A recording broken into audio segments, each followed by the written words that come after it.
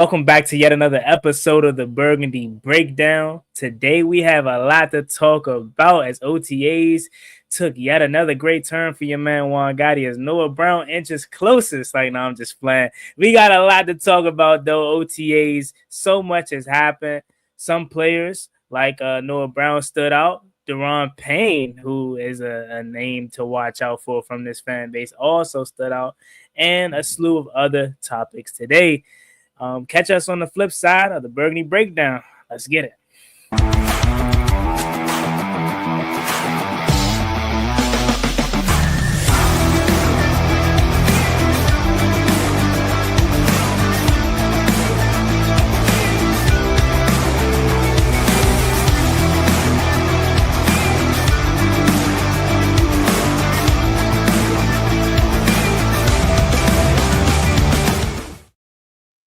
Welcome in, ladies and gentlemen, to yet another installment of the Burgundy Breakdown. I'm Juan Gotti. To my immediate left, John, Z, and Reedy. How we doing tonight, fellas? Doing great. But hold on. Hey, before we get into the show, hey, John, what up? Get rid of that music, please. All right. Hey, look, I'm not gonna lie. I was definitely feeling like that too. I was just gonna let it rock. You know what I'm saying? But all right, please. To be honest, John, nobody got the memo when I said chop into the comments. You know what? The music that was the soft landing right there. Like, I can't get jiggy with this shit. I was like, look, I felt the same way when y'all was like, I ain't hear it. Like, I didn't play it. Like, I guess y'all sent it before. Right. I didn't get a chance to play it. And last week when they played, I was like, I'm gonna let it rock though. I ain't gonna say nothing. I want to be like, that type person. Mm-hmm. But then the day I was feeling the same way that Z said it, so I'm like, I might as well just tell him the truth, man. We need some Madden franchise music. We need some seasoning, John. I like the first John. We need some. Yeah, the first game was cool. Like, what's up with the license on that? What they saying? I got the license. On the first one. I should have the license. I can go back and find it. Yeah, the first one was cool. I mean, if we're gonna change it, we got to do something. I don't know. We might need to get in the lab and go see if my man Cranky can shut something up for us. You know what I'm saying, Z? We talk to my man Cranky and see if he can do something. Yeah, shout out Crankerton. He got us together on the Reedy and Z intro, so we might gotta all put together and get us some new intro. I had to put John on the hook or something. Yeah, I can dropping one of his one-liners. I can see that. Also, John got us ready for NFL Films introduction. You know what I'm saying? John talking about a Plexico Burris getting shot. Plexico Burris challenge. What you talking about? I will say that is the kind of music they look for when it comes to. What did he say last week? Because I was talking to Z the other day. I could not remember what he said. That shit was hilarious. You remember, John? It was something he dropped. I'll have to go back and watch the film. Oh man. I'm just here so I don't get fined. No, for real. But yeah, man, we are back. OTAs part 2 pretty much kicked off today. A lot of news to talk about, and I feel like we should start off with Joe Whitt's interview. How y'all feel about Joe Whitt interview? He said a lot today. And you mentioned at the beginning of the show, Deron Payne. How you feeling about him saying that Deron Payne is, he's been like one of the most electric guys this off season, stepping up and being a leader. He's not a big vocal guy, but he's definitely, leading by example. I mean, we all know, the contract around the corner. So we remember what he did last time. But also Dan Quinn even mentioned in his interview when he stopped pass and told him, like, man, you kicking ass, man, like, keep it up. So yeah, let's talk about how y'all feeling about those comments on Payne and Quan Martin. Mm-hmm. Yeah, and also got to add in the fellow rookie who shouldn't take it shouldn't be no surprise. He's the day one starter, and he's immediately going to come in. He said Trey Amos is ahead of the curve. He's ahead of the curve. You know what I'm saying? So that's no shocking to anybody if you watch the film. But no, to answer your question, to go back to Daron Payne, I'm gonna be completely honest with y'all. It's cool. Like if I'm hyped about Trey Amos because he's a rookie, but you Daron Payne, I'm not impressed by this. This is sprint. This is what you're supposed to be doing. I need you to show up on Sundays, or you gonna end up like your former Bama teammate and be gone after this season. So if I had to point to one player that has the largest crosshairs on him, it would be Daron Payne. And it's not because we don't want to get behind Big Payne, of course. Like that we want to root for him. But if you're not giving the production that your contract says, like you have not produced since you got them 11.5 sacks, which rewarded you with that contract. So this is a big year for him, man. And I mean, it's good to hear that he's impressing. And for Dan Quinn to say something and Whitt Jr., they must see a super difference in him from that they didn't see last year. But I'm not necessarily taken aback by it, because it's like this is like what, your 8th year, 9th year, something like that. Like this. You're supposed to lead by example. You're supposed to do this. I guess I'll give him his flowers for being more of a vocal leader, because we know that's not really his thing. But in terms of showing and being impressed, being impressive in OTAs, that's cool. You know what I'm saying? But I more so leave that to the young guys or the guys that's trying to make the roster for me to be super impressed by. But nevertheless, Daron Payne, I'm rooting for you, man, and I hope you have a huge year, because we're going to need it, and you're going to need it if you want to be in the Burgundy and Gold next year. Yeah, I totally agree. Daron Payne is definitely one of my favorite guys on the team. I always, chose Payne over John Allen. As you can see the smirk on Reedy's face. But I've been rocking with Payne since day one. Last year, I felt that, he kind of was hitting a little bit, hitting a little bit. Don't know what was going on. And then, the NFC Championship, it was a lot of questions. People was coming for him for not playing in that game. And I was one of the ones that saying, man, look, this man don't miss games typically. So in order for him to like sit out a game, it had to be a real injury. So that was definitely something that, a guy that I defend, like I said, one of my favorites. So to hear high praise on him, going in, it was very exciting. And also, all off season, it was one of them things where, his name was floating. People were saying we got to figure out what we can do with him. But, due to that contract, it's hard to move. And then, me and Reedy was just looking at his numbers just the other day. And we are pretty strapped. It'll be a high dead cap to move off on him. So it's like he gotta play and to make his money be money's worth, and show up. I was excited to hear that. He's excited, and he moving forward and standing out. So kudos to Payne, and I'm definitely keep my eye out on him, as many of us would. Yeah, how you feel? I agree. I think this is going to be another. As people are going to call, people are called it on the Instagram chat as another contract years. It's boom or bust for 94s. If we can get him above even 8 sacks, if he can have a Frankie Louvu 8-sack year, all right, I'll take that over the 4, the 3, the 6, the 3, the 5 you've had these past handful of seasons.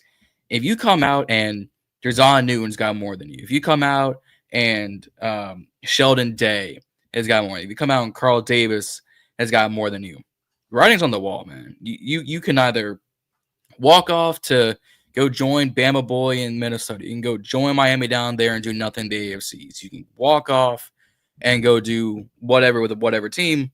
Or if you show out here, all right, we might bring you back to help incorporate Newton. But I was in the boat of you get rid of both. Actually, Andrew last season was in the boat of get rid of them both. We have an infamous reel of Andrew saying the money's not worth it. They're not paying, or they're not playing like $20 million D tackles. Get rid of them both. And at this point, he's right still. Yeah, I think shout out Joe Whitt. I mean, because last year, like just watching his press conferences, it's like he wasn't really trying to give too much away. And I just thought watching this conference today, he was a little bit more easy with the media and kind of like more of a people person a little bit. With what he was talking about, he gave a little bit more insight of what's going on in the building. And I do think he's a big guy on a Jeremy Reeves because he said he just got to find a way to get him on the field. Defense. Because he makes plays. That was one of the key takeaways. But I also, to caveat on the Daron Payne situation, I was telling Z, like, yeah, Payne, it's a contract year for him, sneakily a contract year. And like, we said, if he's trying to get paid and he's trying to remain here with all we got going on, then, this is a boom year. He has to turn up. And they went out and got key acquisitions in free agency to kind of shore him up. They brought in some bigger bodies to stop the run because, traditionally Payne was kind of like one of your interior pass rush guys where he can pin his ears back and go to the quarterback, where we seen last year he was more of a run kind of stuff guy. But now with these additions of Dietrich Wise and Kinlaw and some of the others to name, I feel like that takes some of the pressure off of him. Obviously, like, Payne could be a traditional 3 technique because Kinlaw could go anywhere from the 1 all the way down to the wide 9 from what I'm hearing from Whitt. So he's going to be up and down the defensive line, depending on whichever technique they want him to play. So that's refreshing to hear. But it's just talking about another guy, the linebacker, Jordan McGee. They had a whole package in for him last year that they didn't really get to utilize because of the injury. Like, those is like some of the things that like get me smiling and getting me feeling good. Like, if we can stay healthy, that we have a shot to do big things. And when they asked him in the press conference, oh, what about, you had a guy that had 10.5 sacks last year, and Dante Fowler Jr., and his response was, did anybody in here expect for him to have 10.5 sacks?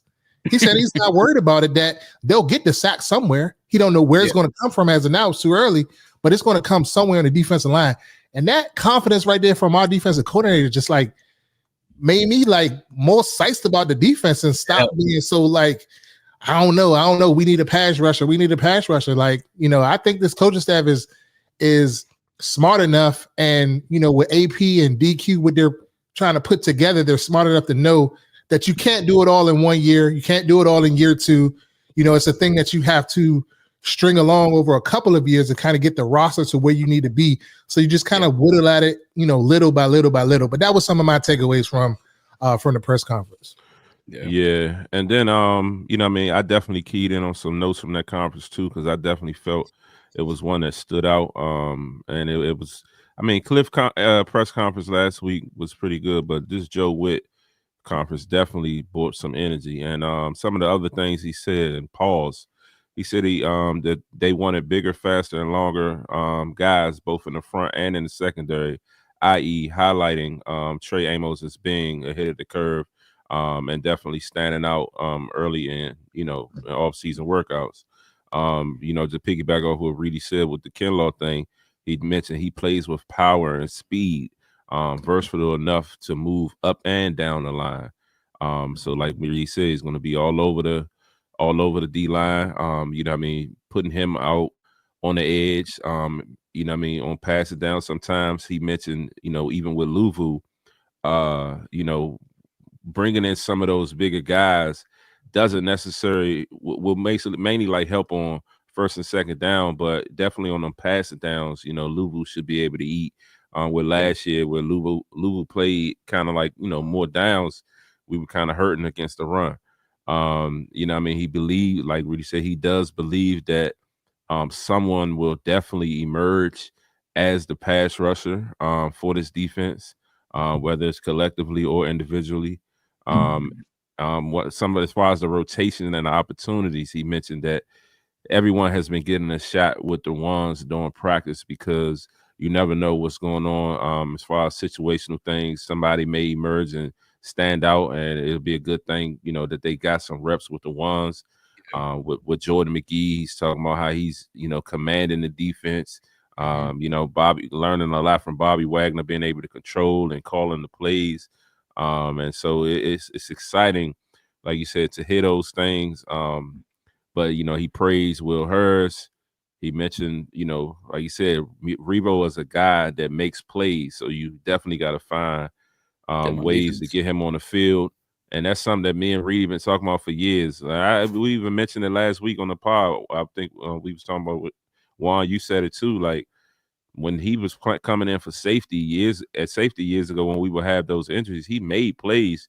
It just seemed like during the Ron years, he just became this main special teams guy and never really kind of bounced back from that. So it was good to hear Whitt talk about that. He praised Tyler Owens, saying he's rangy, potential to Canada be the Buffalo nickel. Mm-hmm. He also mentioned about they brought up Marshawn. He said they've been in communication. He's definitely mentally locked in with the coaches because they have talked to him, and they talk about different things. But he's just waiting to see how he shows up physically when he does arrive. And and Quan Martin, he said Quan Martin has returned laser focus. He demoted him last year and made him run with the twos. He said that was actually a good thing that worked out for him because he finished up strong. And he said he has the ability to be a top safety in this league. So a lot of high praise on Quan Martin. And, that's a big question we've been talking about, why we won't go get Justin Simmons. Or if they get Ramsey, will they move him to safety?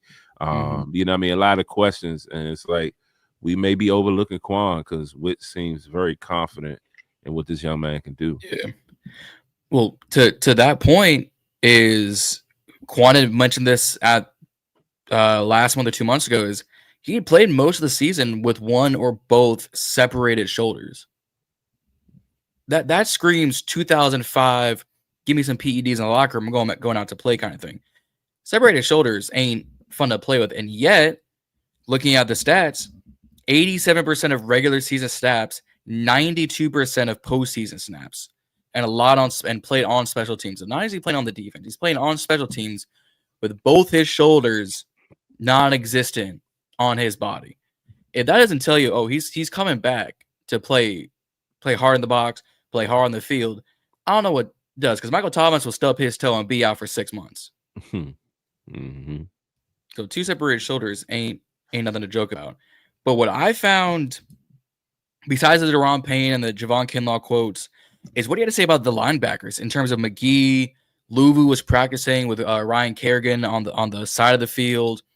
And then he has been high on UCLA rookie K. Madrano. I was just about to say that, what he said about that. Yes, defining his role, because he's a unique player. He started his career as a wide receiver. You move him to linebacker. They're seeing what he can do.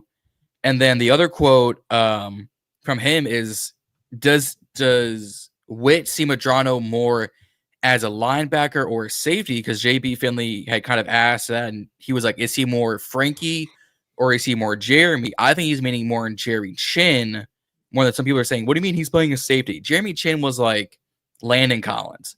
He is a safety playing linebacker.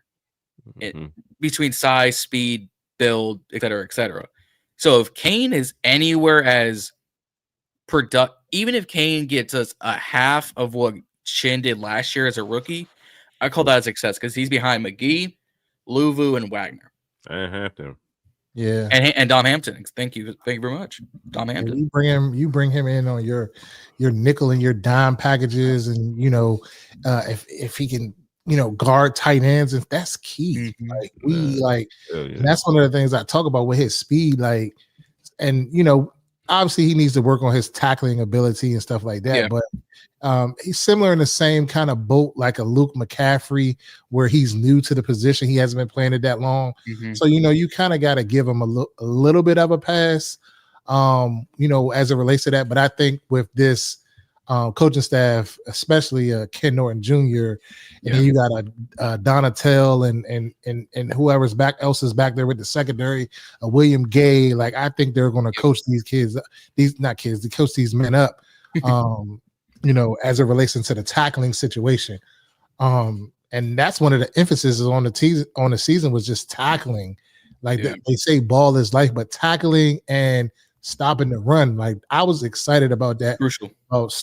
Stopping the run. So it's like, maybe we were a little bit too hard on now, but that's why a thing like Hard Knocks or these Commanders laws comes into play, because you can kind of see what they're thinking versus what we're thinking, just as fans or whatever.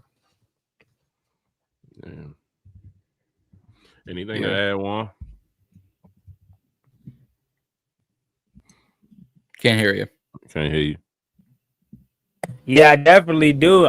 Even going back to Reedy's first point about the pass rush, it was a very good point, and I've kind of came to that realization a very long time ago when they didn't draft an edge rusher really early on, how we thought they were going to do in the draft. Lack of it being, a trade for Trey Henderson, how we thought we were going to play for that. Even Jadeveon Clowney being available, like we didn't make no kind of move to address the edge rush position, and I kind of finally came to the realization, like we're not trying to go out and get players. Yeah, we're just going to use what we got and just kind of have an edge rusher by committee, or just kind of hope for the best, and I kind of came to that realization a while ago, and I also was just like, man, today they said that Frankie Louisville was working an extra with Ryan Kerrigan, and as we know, Frankie had 8 sacks last year, so maybe they plan on using him more as an edge rusher and allowing him to maybe exceed, double-digit sacks or something like that, and use a Jordan McGee more in his role as a stand-up linebacker, or as you mentioned, Kane Madrano. Like, there are so many different ways that we can go about it, and that's why I'm no longer, as Reedy, pointed to earlier, like no longer stressing about edge rusher or the defense, because they have a plan in place, and that's the thing that I haven't really felt over the years. Them be confident in what they have in place, and like it just seems whatever they're cooking up or trying to figure out, it's like I'm just gonna let them do it, because it seems like it can definitely work. Also moving on to the interior, as you brought up, guys like Dietrich Wise and Eddie Goldman, right? Like these guys were so loaded in the interior. Javon Kinlaw, like I don't have no reason that the run game or run defense is going to be much better this year in terms of stopping a run. Kane Madrano being moved to safety potentially, as you mentioned, with the Jeremy Reeves kind of like Landon Collins role, maybe the Dominique Hampton role too, because they said Dominique Hampton was the guy that was supposed to be, that kind of Buffalo nickel safety linebacker hybrid kind of guy. That could be Kane Madrano. I watched this tape early, and I was highlight package / tape was very impressive by him. I definitely could see some immaturity at the position because he's new to it. Man, he definitely has high upside. And yeah, man, I like what we heard today from Joe Whitt. I like the little things that we got from little nuggets about on-field play. Noah Brown again, but I was also impressed and happy with what we got today, and we gotta enjoy it because soon enough it's gonna be silent in Ashburn. And this June, this June stretch, man, this June stretch gonna be brutal. Yeah, I just want to touch on Dante Williams' point. About what said about the defensive line that we think it's a shot on Fowler. I would say I don't think it's a shot on Fowler. I think it's the absolute truth, because anybody that, I don't even want to say knows football. Anybody that watches football know what Dante Fowler has done in his career as a whole. And then him to come in here and put up that plus double-digit sacks, I didn't have that coming in on paper. I was saying I'd be lucky to get hit 5 out of him, and he got 10.5. So I don't think it was a shot. I think Whitt was just being real, just being honest. Like, we didn't did anybody expect that? Did any of the media expected it? And they all seem to say no. So it is what it is. I don't think it was a shot. I do think we got better, but I do think that Juan and I alluded to before, it's going to be a by committee thing, and I'm cool with that. As long as we find different ways to get to the quarterback, and I think with guys coming back that were slotted to play different roles, we just got really good depth at this point in time, and I think with that depth, if we stay healthy, we'll be fine, and we'll find ways to pressure the quarterback and get him off the spot and get him moving around. Like he said, all you need is a quarterback just to move his eyes and not be able to step in the pocket, and it could cause havoc. And other guys up in the interior we just couldn't get home last year in the interior. Like, they would be running by quarterbacks and stuff like that, or letting quarterbacks step up and get out of there. They just was like a half a second too late. So the Red Sea, those numbers definitely will go up. Well, go ahead. Yeah. No, I was to your point. I was saying they were parting the Red Sea as soon as the defensive interior was coming in, separates. Like you would see John Allen and Payne 3 yards upfield. Can't tackle Baker Mayfield to save their life in either game. But to Juan's point about not having a true edge rusher, not going all in Jerry Jones style on an edge rusher, not trading for Trey Hendrickson, is we had posted this on our story and this was trending on Twitter. Is Seth Walder saying we should trade Jerzon Newton a 3rd and a 7th for Trey Hendrickson? That ship has sailed. It's always going to be a topic of conversation because we're an edge needy team. We are a defensive end needy team. Hendrickson's not coming here. I was never on the train of Jalen Ramsey coming here. Don't think we need that contract on our books. Secondly, he's going to play safety if anything. I don't see him getting a starting time over Lattimore, Mikey, or Trey. Maybe Jonathan Jones, but definitely not those 3. So we can talk about it all day long and makes great for thumbnails. Yeah, if Lattimore gets hurt, maybe Ramsey. At this stage in their career, they're about the same. Burnt toast. So I'm just not. I see that. Go. I can see that. Yeah, touche.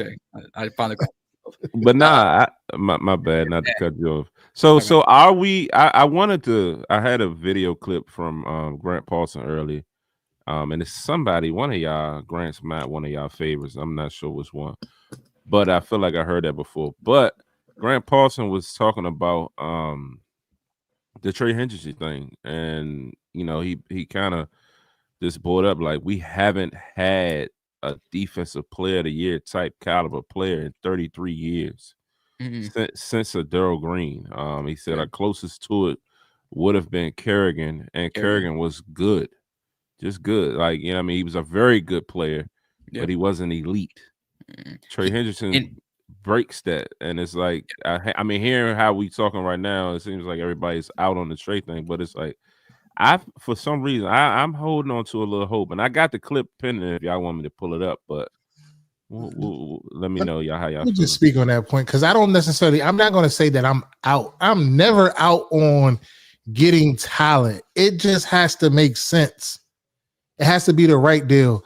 Yeah. And for us to give up Johnny Newton in year 2 doesn't make no sense to me at all. So that's why I'm out on. This is year 2 for him. I get it. When I saw that, Johnny Newton was drafted last year. John. Yeah, last year. When I saw that, I saw the Grant clip before I actually saw the Johnny Newton thing. Kevin Sheehan had posted it. Mm-hmm. And when I saw that, it's like, maybe if that's what it takes to get him, then sometimes you gotta make big decisions. Yeah, I mean, some of the parts have to make sense though. Yeah. Some of the parts have to make sense. But you got Ken. They got Ken Law. So that's the other D tackle we got. So are we? I'm not giving up on Johnny, but it's like I'm sold on Ken Law. Like I'm not all the way sold. Not to be sold on Ken Law, but what I'm saying is he got a multi-year deal. He got some money. He gonna be here. Yeah. So Johnny Newton. If it takes Johnny Newton in a 3rd or Johnny Newton a 3rd or Johnny Newton a 4th to Johnny Newton 3rd and 7th to get Trey, sign me up. I'm not in on giving up Johnny Newton for the simple fact that he was not healthy at all last year. Had he been healthy his rookie year and just didn't perform, and like we were close to getting Trey Hendrickson, maybe. But I want to see what he has in the tank for healthy. He just had an interview, as y'all mentioned. He said he's healthy for the first time, and this guy's supposed to be somebody that we got lucky to get because he was supposed to be a first-round talent. That's one. And then going back to the first part about the Trey Hendrickson thing, I think that ship is sold as well. But here's my hot take and what I think is going to happen. I think if he's still holding out by the time the trade deadlines come, he's going to be a Commander because I think that is the smartest time to trade for him at this point. I think the off-season trading, no, right? It's June. And the stock is too high at this point. But if we get to a point where they get fed up because he's holding out, and we're in the thick of an NFC playoff push, potential NFC East crown, I think that's the time where you trade for him. That makes the most sense. But right now, I'm all for just letting the people that we have here, play and work and do a committee thing. But let's get the training camp. I'm more so on the train of going out, bringing in a Clowney or I want to play Reedy. What's your man that you wanted so much? Von Miller. Von Miller. I'm gonna play Reedy right now. You want Mr. Triangle button on the back of his head? Can't get a haircut. I'm gonna play Reedy right now. I mean, what did I do? The trade deadline is what, like week 8, week 10? Midway through week 8. Week 8. All right, cool. So I mean, you got the Giants, you got receipts. Wilson. You got Jordan Love. You know, he can air it out. Kimball. Geno Smith, and we'll see. Yeah, you're gonna have Penix, you got Justin Herbert, you got Caleb, you got Dak, you got Patrick Mahomes. Yep. First 8 weeks. Y'all talking about trade deadline, man. I think. I mean, but I'm playing Reedy, man. Make what we waiting on?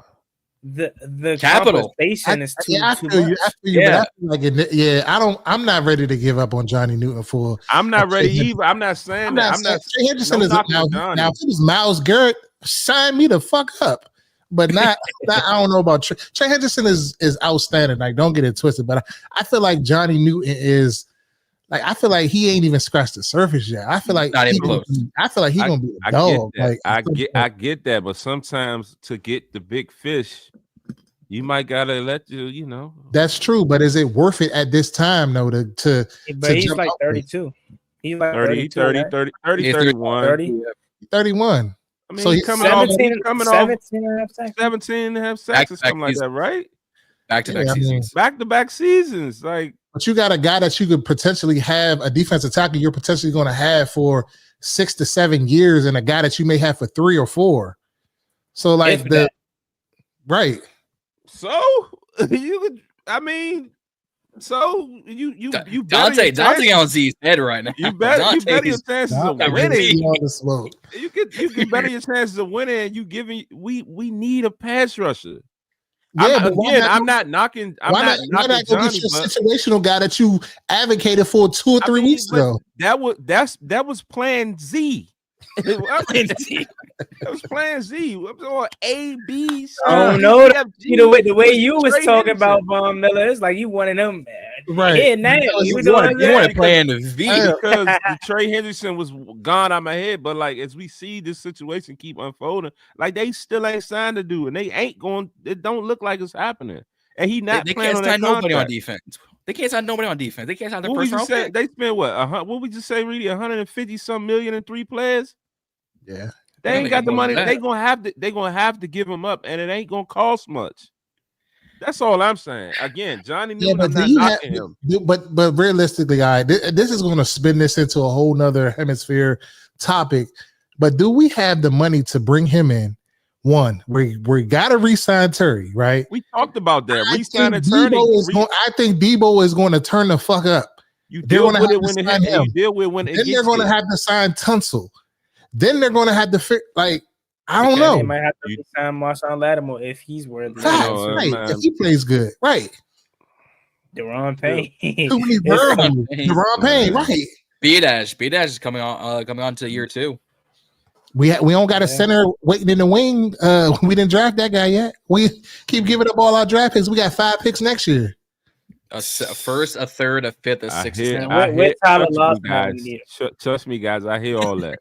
But with a Trey Henderson, we can potentially trade back in the first and get a second and a third or something. We can make moves and so a Trey. We said this back. We said this 2 months ago. Let me just say. I mean, they didn't do it because they have a need, but I mean, we finally got other little holes and fill it. Got pieces and filling other holes. So I don't know. It's not even about the big name for me. It's about a guy that performed. Right. So 17. Okay, we talking about 17 sacks, right? He had last year. So just say he replicates that again this year. 17 sacks. He gives you 17 sacks. But if we can get that by a committee, what difference it will make? We got 17 sacks. 17 sacks is 17 sacks. It don't matter if it's by one person or not. I hear what you're saying. I hear what you're saying, Reedy Whitt Jr. But what I'm trying to say, what I'm trying to say, I'm on you, all right, buddy. I got you. I see what you're on tonight. I got you. Nah, real spill. Like, I mean, I hear what you're saying, and I would love it for it to be that way. But I mean, I don't even want to get to calling out names and trying to calculate the sacks because then they're gonna try to hound me like the KJ Osborne thing. But I'm not trying to down players. But what I'm saying is like how much collectively, how many guys collectively you think gonna get these 17.5 sacks that one guy can get us? So last year we had I just looked it up. We had 43 sacks last year. And Dante Fowler by himself had what 10.5, 11 and a half. 11 and a half. 10.5. Yeah, 10.5. 10.5, 11. Okay, 10.5. 10.5, and then Frankie had another 8. He had a quarter of our sacks. Just put it like that. Just round it. It's a quarter of our sacks. Right. Frankie Lugo had about 8 last year as well. I think somebody else had 5. It's almost half.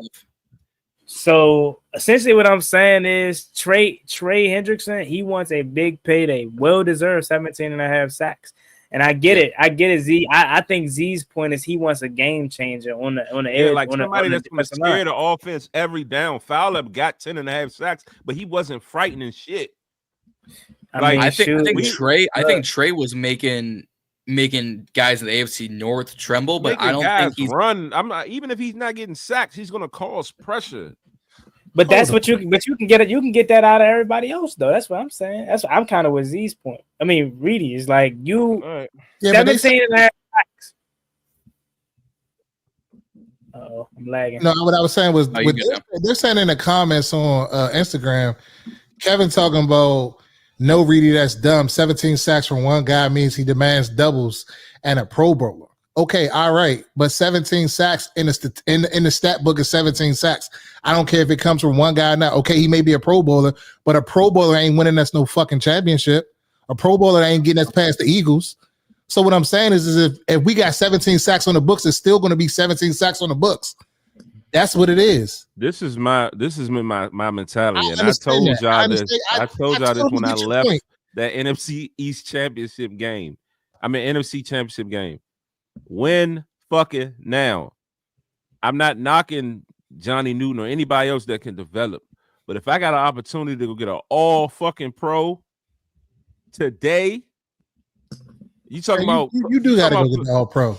The potential number 2 or number way to get a Johnny different. Newton might be the number 3 D tackle on the team in rotation. Yeah, that's true. I agree with you. I agree with you, and I disagree with you. So I'm with you on it because I wholeheartedly believe the same things you're saying, but I don't know, the bias in me ain't ready to let go Johnny Newton. So yeah, but at the same time, I do feel like we're going to manufacture sacks from other places. We're putting Mikey Sanders still back in. We're putting him back in the slot. So if they put him back in the slot, he's going to come off the edge too. That's another fucking weapon that you got to call 3. You know what I mean? Hope so. So I don't know. I mean, Age is right to a degree. Don't reward Cincinnati for mismanaging their situation. Don't bail them out because he's going to want.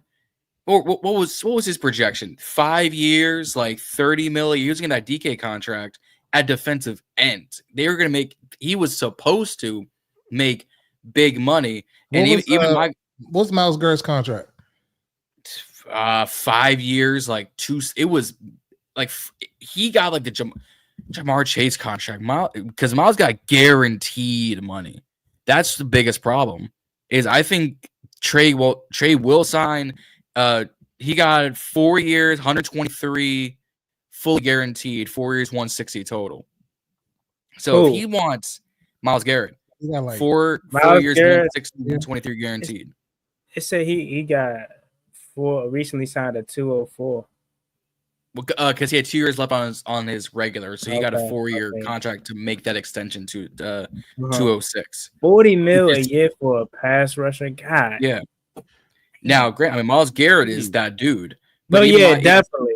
But if we're talking apples and oranges, we know that Myles Garrett is fucking animal. But at the same time, if we looking at pure statistics, they're similar. For Hendrickson and for Myles Garrett, they're similar. They're off by one or two. You know what I'm saying? So if he got that, then he's gonna say, "I want that too." Like, what makes me? Because people fall in love more with Myles Garrett, but as far as the production on paper, it's similar. No, that's a good point. He is looking at it like, why would I sit here and take a $10 million pay cut and I put up more sacks than him back-to-back season, 17 and a half? And the Browns are a crap organization. I get it, Z. I get it. And trust and believe. Shoot, if this was Madden or if this was no salary cap, I would want Trey Hendrickson. You know what I'm saying? But I think I look at it like I'm still looking at it from Reedy. That's the best point. Like, we can manufacture sacks from guys, from anybody, and that's how I would want it until we're able to draft or hit free agency and find a premier pass rusher. What's the issue with getting sacks from Kane Madrano, Jordan McGee, Frankie Louvu gave you 8 last year, and he's gonna get an uptick in edge rusher opportunities this year. Why can't he get you that Dante Fowler impact? Why can't like you already mentioned, Javon Kinlaw, in my opinion, he's a guy that's gonna be utilized more so as a defensive end as well. So I feel you. AJP will get more snaps. Yeah. I'm personally on the wait until we get to the trade deadline, because I think that's when the conversation is going to be the softest. Because right now, you got to give up a Johnny Newton. The price is dropping. They started with one in the first and the second. That's dead. I think that's, and then think about it, right? Like, you just Johnny again in the third. What was the hypothetical? It was Johnny, a third, and a 7. That 7 is really just to offset the cap. They were supposed to kick us back a 4th, right? No, the hypothetical was literally just Johnny, the 3rd, and the 7 straight up for. I've seen something that said they was going to kick us back a 4th or something like that. There's been so many this offseason about us getting a 4th, us getting kicked back this, us getting cash compensation.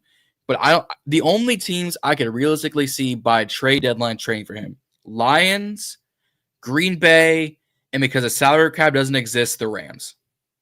Why are we not in that discussion? I don't want to trade for a player that's not played in week 8. Half the season. I don't know. I don't want to. Give me somebody that's coming off a team that's been playing. And I would take him if he finds out and we could sign him straight up. I would take him. I mean, that'll be too easy. But also, I mean, these other teams figured out they adjusting caps and contracts every year. True. Why can't that be us? The Rams have unlimited money. I'm talking about salary cap. Like, we can figure this shit out. It's a myth. Also, you say if you're in win now mode, you would make the move, and I agree with that. Look at what he's done before. We all are in win now mode. Yeah. So maybe them holding off, or not necessarily going after Trey Hendrickson or being interested in him, maybe they see like he's probably not worth it because they're in win now mode. That's why you go out and get a Deebo Samuel. That's why you go out in mid-season trade for Marshawn Lattimore. Granted, it hasn't panned out just yet. Maybe they're looking at Trey Hendrickson like, man, that's cool, but we ain't willing to pay him the money. Yeah, you trade for Tunzel. We're not willing to pay him the money that he wants, and then still have to give up compensation as well to get him here. Like, and he's missed all of, well, I mean, I guess he's probably been working out on his own, but up until this point, he hasn't participated in no all-season training or nothing. We don't know what he is physical, and not to say that these is the same situations, but wasn't there a recent trade that got put back? Or was that was NBA? I'm probably thinking about that was the Lakers Hornets. Yeah, I'm burnt. I'm thinking about a whole nother sport, man. Damn, man. I was about to go on a tangent about something. But yeah. Because that trade was ridiculous. I was like, how do you feel physical? Yeah, that's why I was just thinking, like, you don't know what kind of shape he's in, but I mean, Bryce Lopez got traded from Philly to San Francisco for like a 4th or a 5th. And he didn't do nothing. He was their depth guy. Yeah, he came in. They chose him over Hassan Reddick. He didn't do nothing. They got traded for a 4th and 5th. So imagine what I get. You say they acting prices dropped, but I don't know, man. I don't know. Would we be more open to this trade if instead of Johnny Newton they said Daron Payne a 4th and a 7th for Hendrickson? I think it's less about me personally. If they was to take Payne, they got to take some of that money. They would take money off those books. Yeah, we got a huge dead cap situation. Yeah, dead cap is crazy. What's like 20 million? 20 something, like 22, something like that. But I think we would eat like half that because we'd be getting. I'm sure we would get like a 7th in return. But his contract's almost unmovable. Yeah. I think they got an out next year. It's like 9 million. Who was it? Z? Yeah. It was like an out where it goes down to like 11 million or something like that. Yeah, it's a little more reasonable. Yeah, more reasonable. But I still don't see him doing that unless, I don't know. Unless they restructure it correctly and make that into like a signing bonus or cash money or something. Yeah, but they also they brought up a good point in the comments too. They said if we trade Newton, who replaces Payne the following season, if we indeed do move on from Payne, if he doesn't have the season that we think he's going to have, if he doesn't, what's the corresponding moves, as you would say? I mean, you draft a guy, or you play the field, you see what's out there, or you draft a guy. So basically, if we bring in a Hendricks, we just win a whole draft and ain't getting none. We're bringing a Hendricks in, so basically, we don't try to get younger. We're just going to roll with him. I mean, if you give him a multi-year deal, I mean, you can get a D tackle and an edge in the next year draft. I mean, we ain't addressed it this year, so I'm sure it's on their list for next year. You would think. I would hope so. I know, right, John?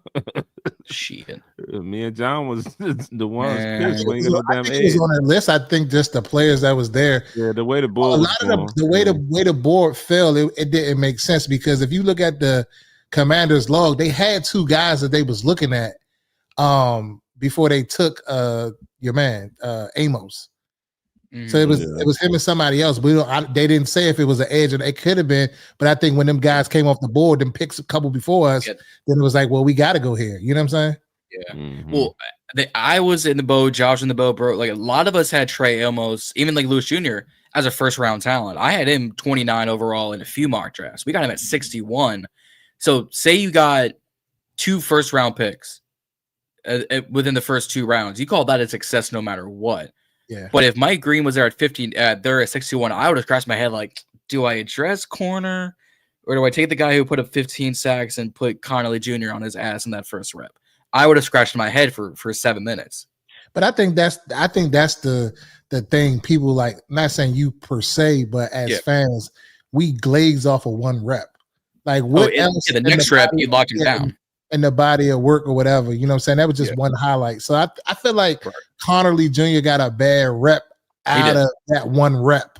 You know what I'm saying? But it's football. Like you're not going to win every rep. Like you're going to like you got top 10 athletes. They're going to make your ass look stupid. You know what I'm saying? From time to time because they're all fucking good. You know what I mean? Mm-hmm. So I feel Connolly lost that first one, but then immediately came back and won those next 2. So it was like I said, it's that bait and switch thing. Yeah, correct. Mm-hmm. Asia saying they didn't want to reach for edge. I don't think that's at 61 they would have reached, or even at 128 they would have reached. But then we look back on it like, oh no, we had a fantastic draft.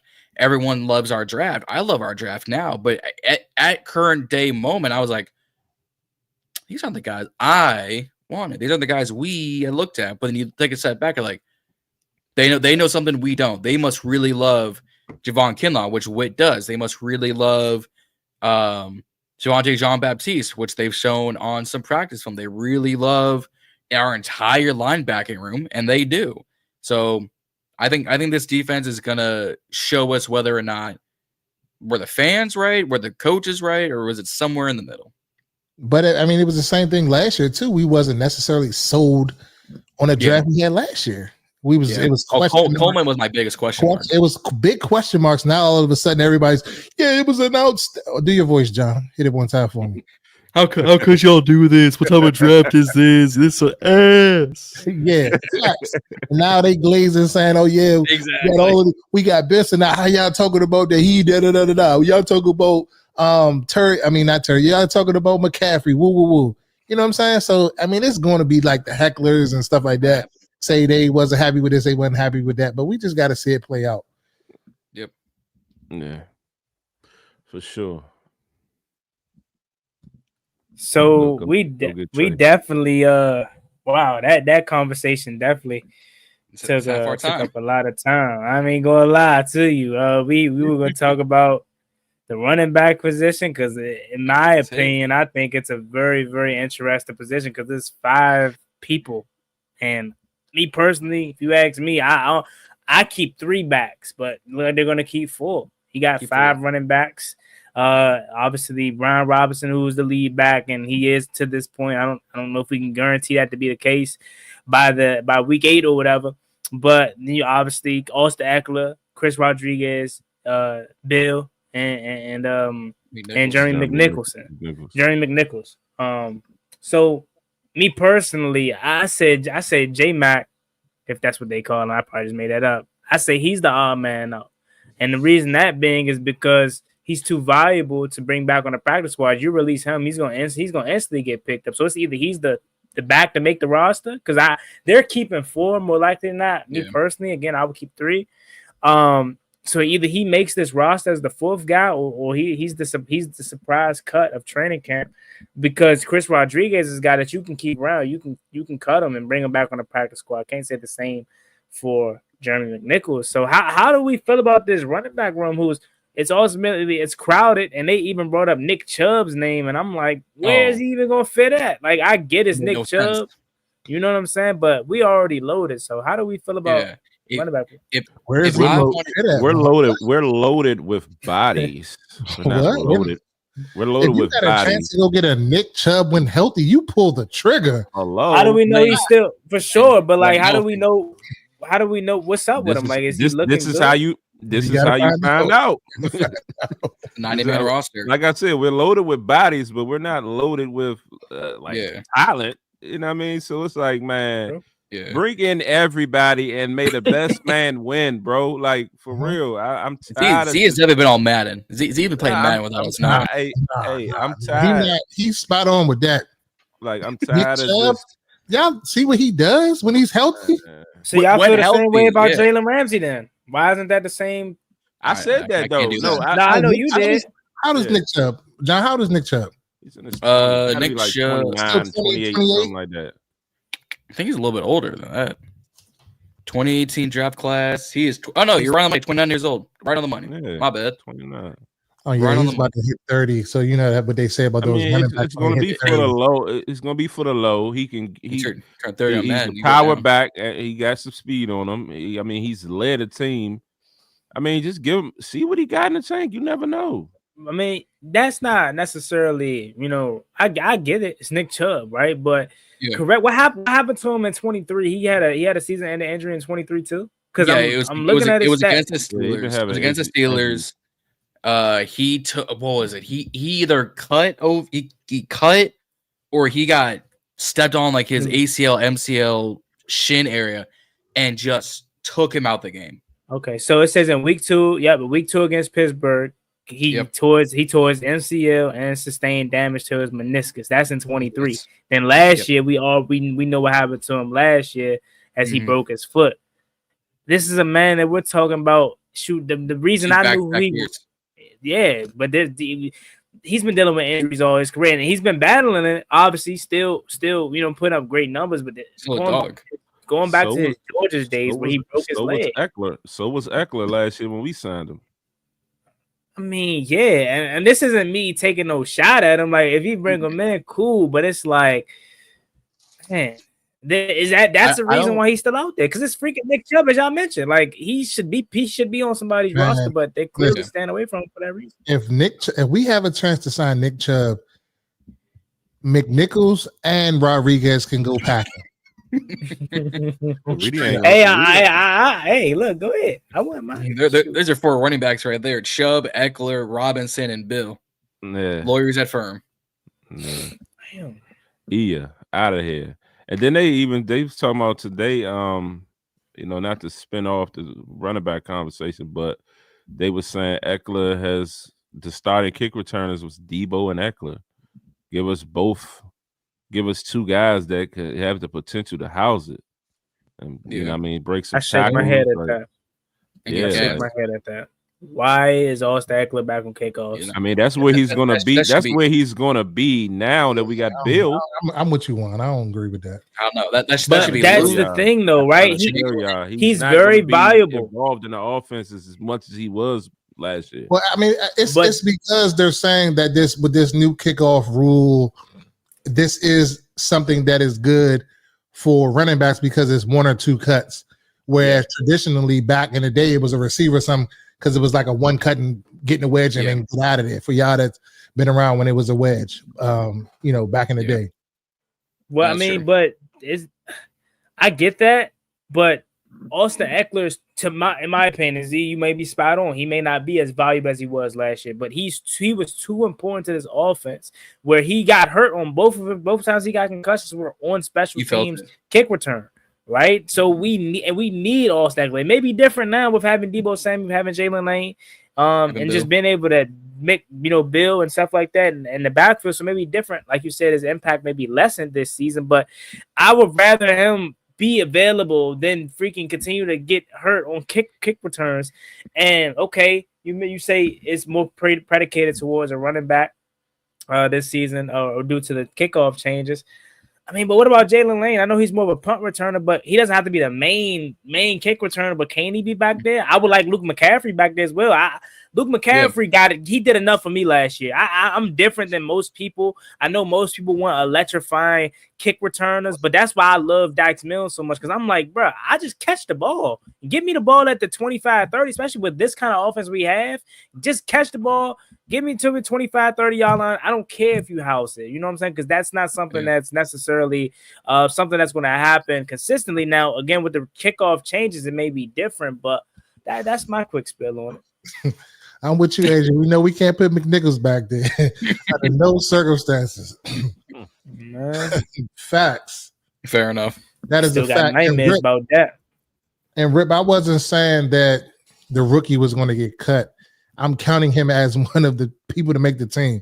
So I was saying that we got a chance to go get Nick Chubb. You get Chubb, B-Rob, Eckler, and then Ja'Cory Krosky-Murd, or whatever his name is, will be your four running backs. I was saying get McNichols out of there and get the other guy out of there. Chris Rodriguez. Rodrigo. C-Rod, a lot of people think C-Rod is better than B-Rod, to be honest. They was talking about it. I saw some earlier. They were saying it. And, they kind of mentioned that, last year he had that 100-yard gain. And, he's able to get 100 yards rushing to that game. But they were saying, he's able to, break tackles and maybe have a little bit better vision and things of that nature. But one of the biggest things in that conversation that Logan Paulson mentioned is that, Rodriguez Jr. just don't have no big play in him. At least, Robinson has some slightly better explosion than Rodriguez, and that's that's what you're looking for. So that's what gives him the nod. Yeah. I just think B-Rob I think B-Rob needs some LASIK or worse, some like Lenora Seller, South Carolina glasses. Like he needs someone to fix his vision, because AJ put it best. C-Rod hit the lanes well. B-Rob be in the lane where he cut down on traffic, and he'd be sitting out the HOV lane, like y'all gonna let me in real quick? Y'all gonna let me in? Like you need something. Good. Yeah. I'm not gonna comment on B-Rob on this program anymore. I said it all before. I'm not gonna say it again.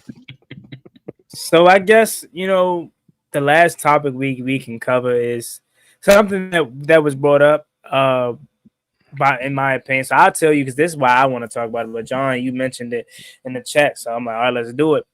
So take you guys back a couple of days. I'm just getting in the car just randomly, like in the morning, and I don't know if my car just knows I love the Commanders in football, but it automatically spawns on Team 980 on the radio, like normally. So I get in the car and just randomly turn on, and I'm really just getting familiar with Lionel Willingham. I just found out about him. He spazzed on Marshawn Lattimore and Laramie Tunsil. So I'm like, okay, made a video on that. Understood where he was coming from a little bit, but still understand like it's voluntary.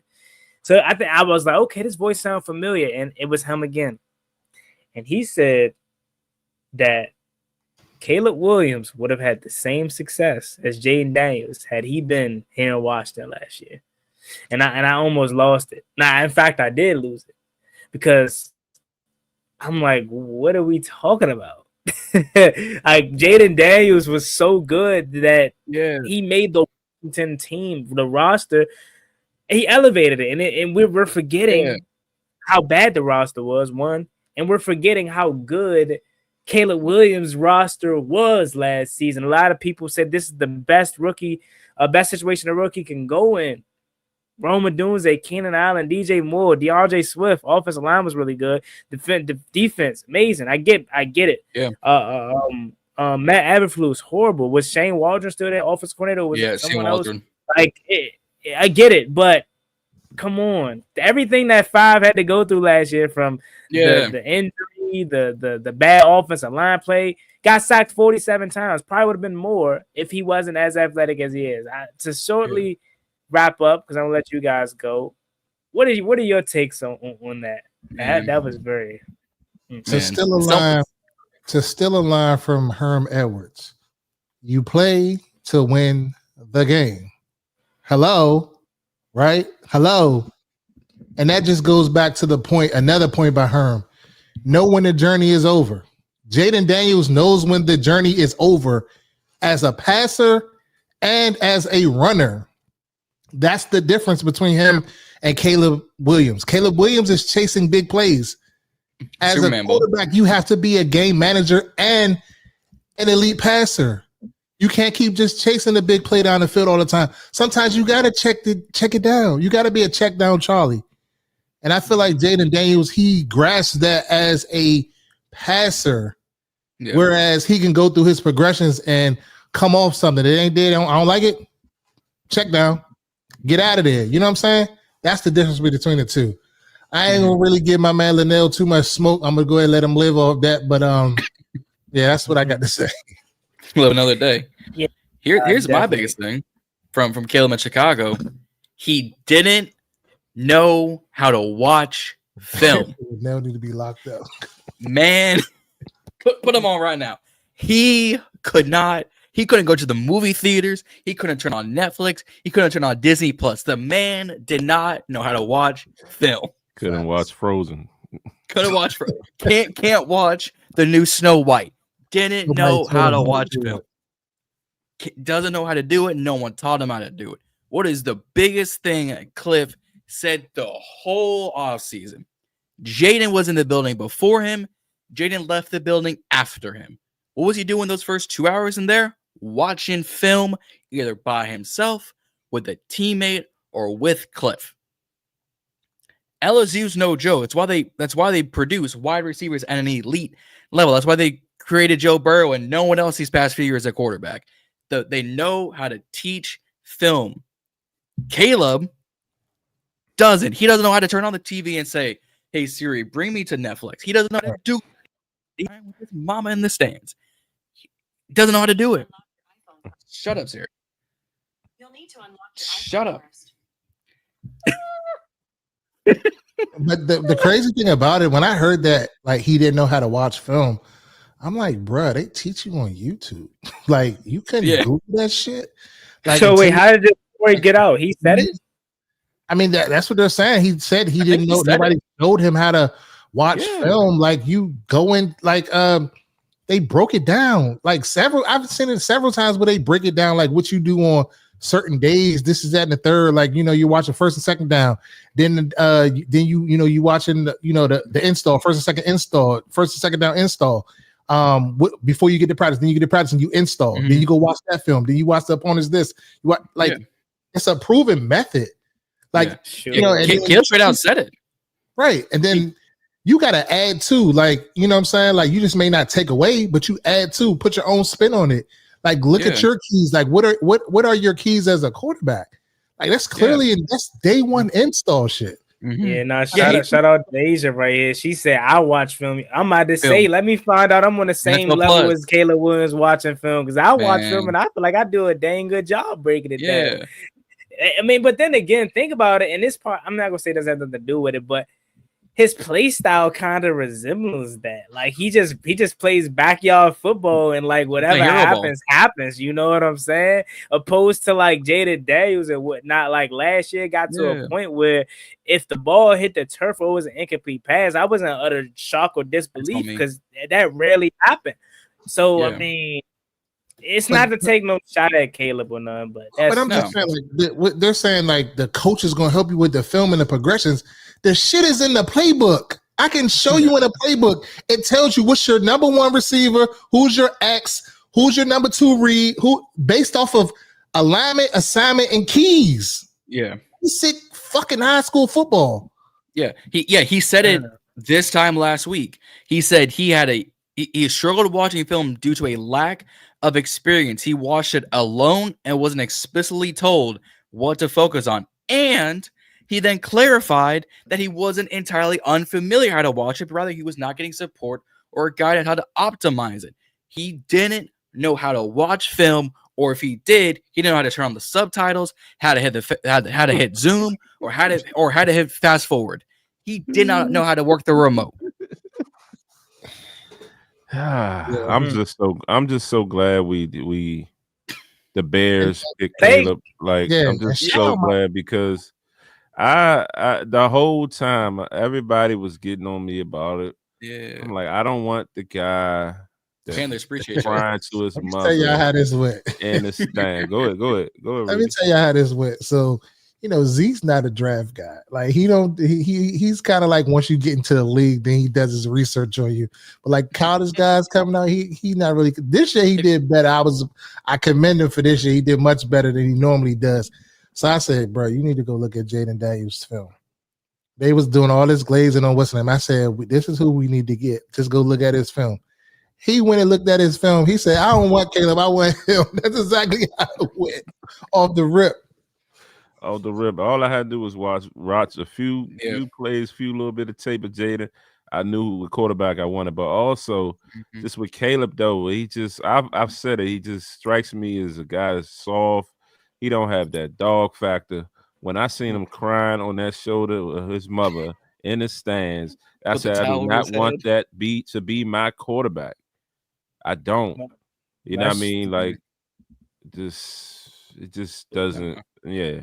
Let's be glad that we weren't in the position where we had to make that decision, though. Because it's easy to be number two, and they picked the person.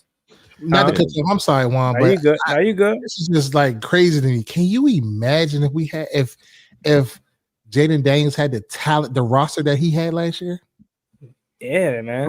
Like put our roster up to their roster, and their roster is even better this year. So, and he did far more with less. Yeah. But everyone says it. We've been saying coaching matters. If we put that talent with our coaching, cool. We can rock with that. We took what people were saying was a bottom 5 roster, NFC Championship game. What helps? Coaching.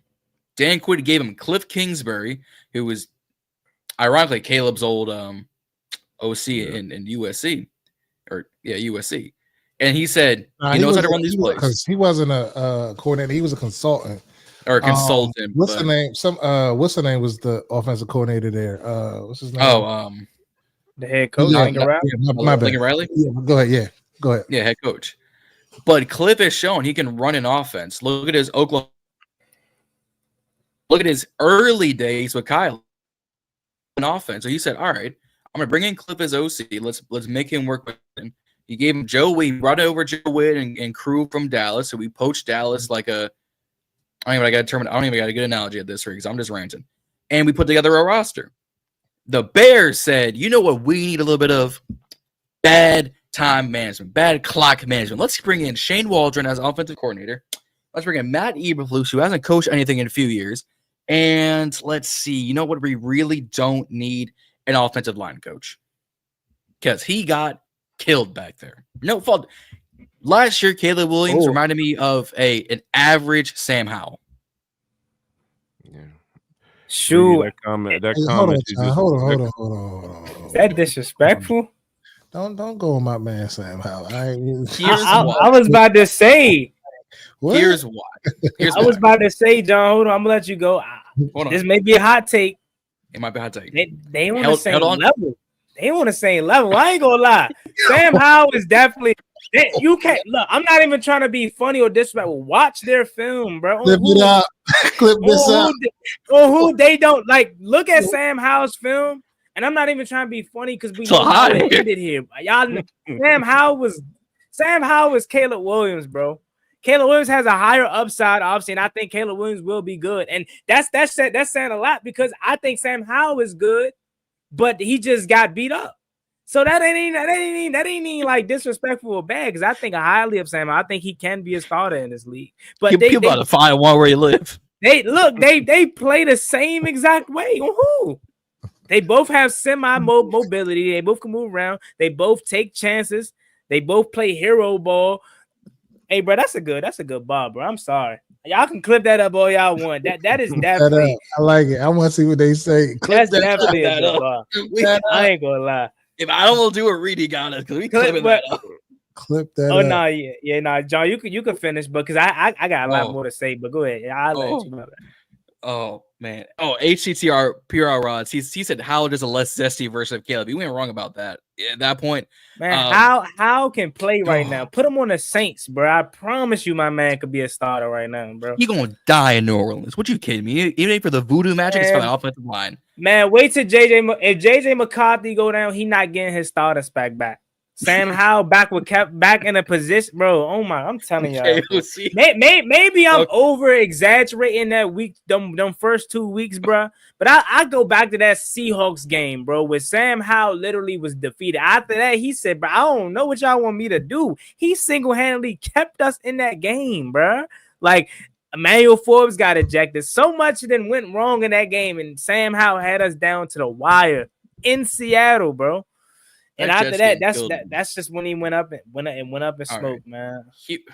All right, I wasn't even gonna go that far. I was saying Sam was more average Caleb or whatnot because he holds onto the ball too long, which then forces those sacks. We all agreed.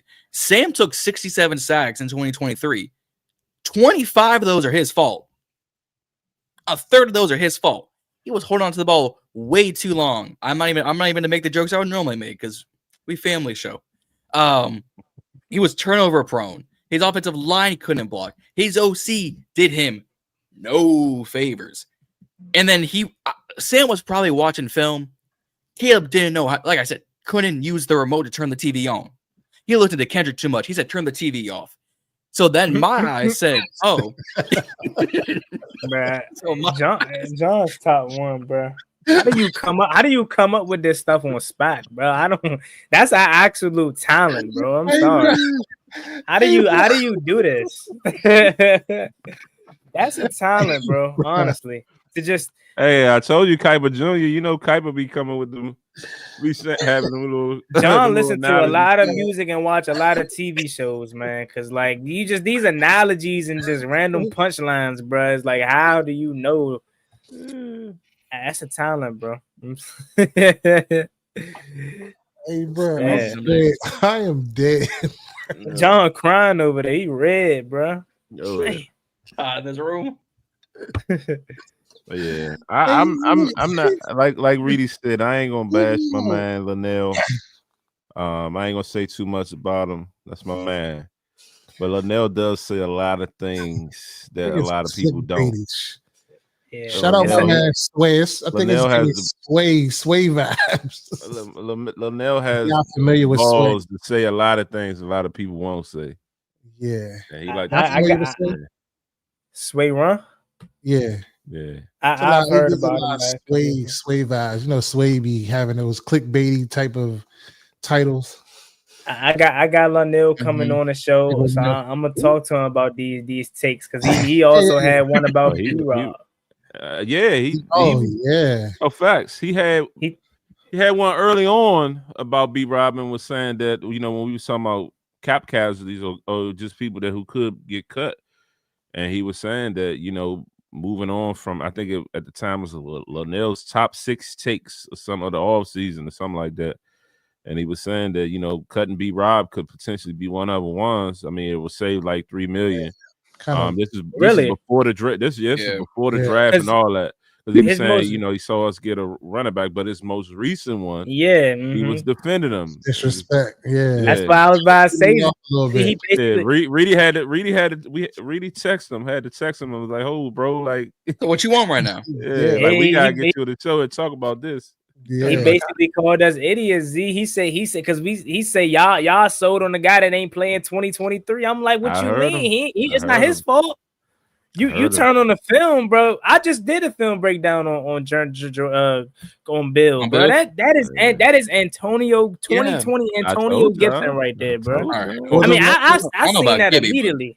For the record, Reedy didn't sign off on any of this bill.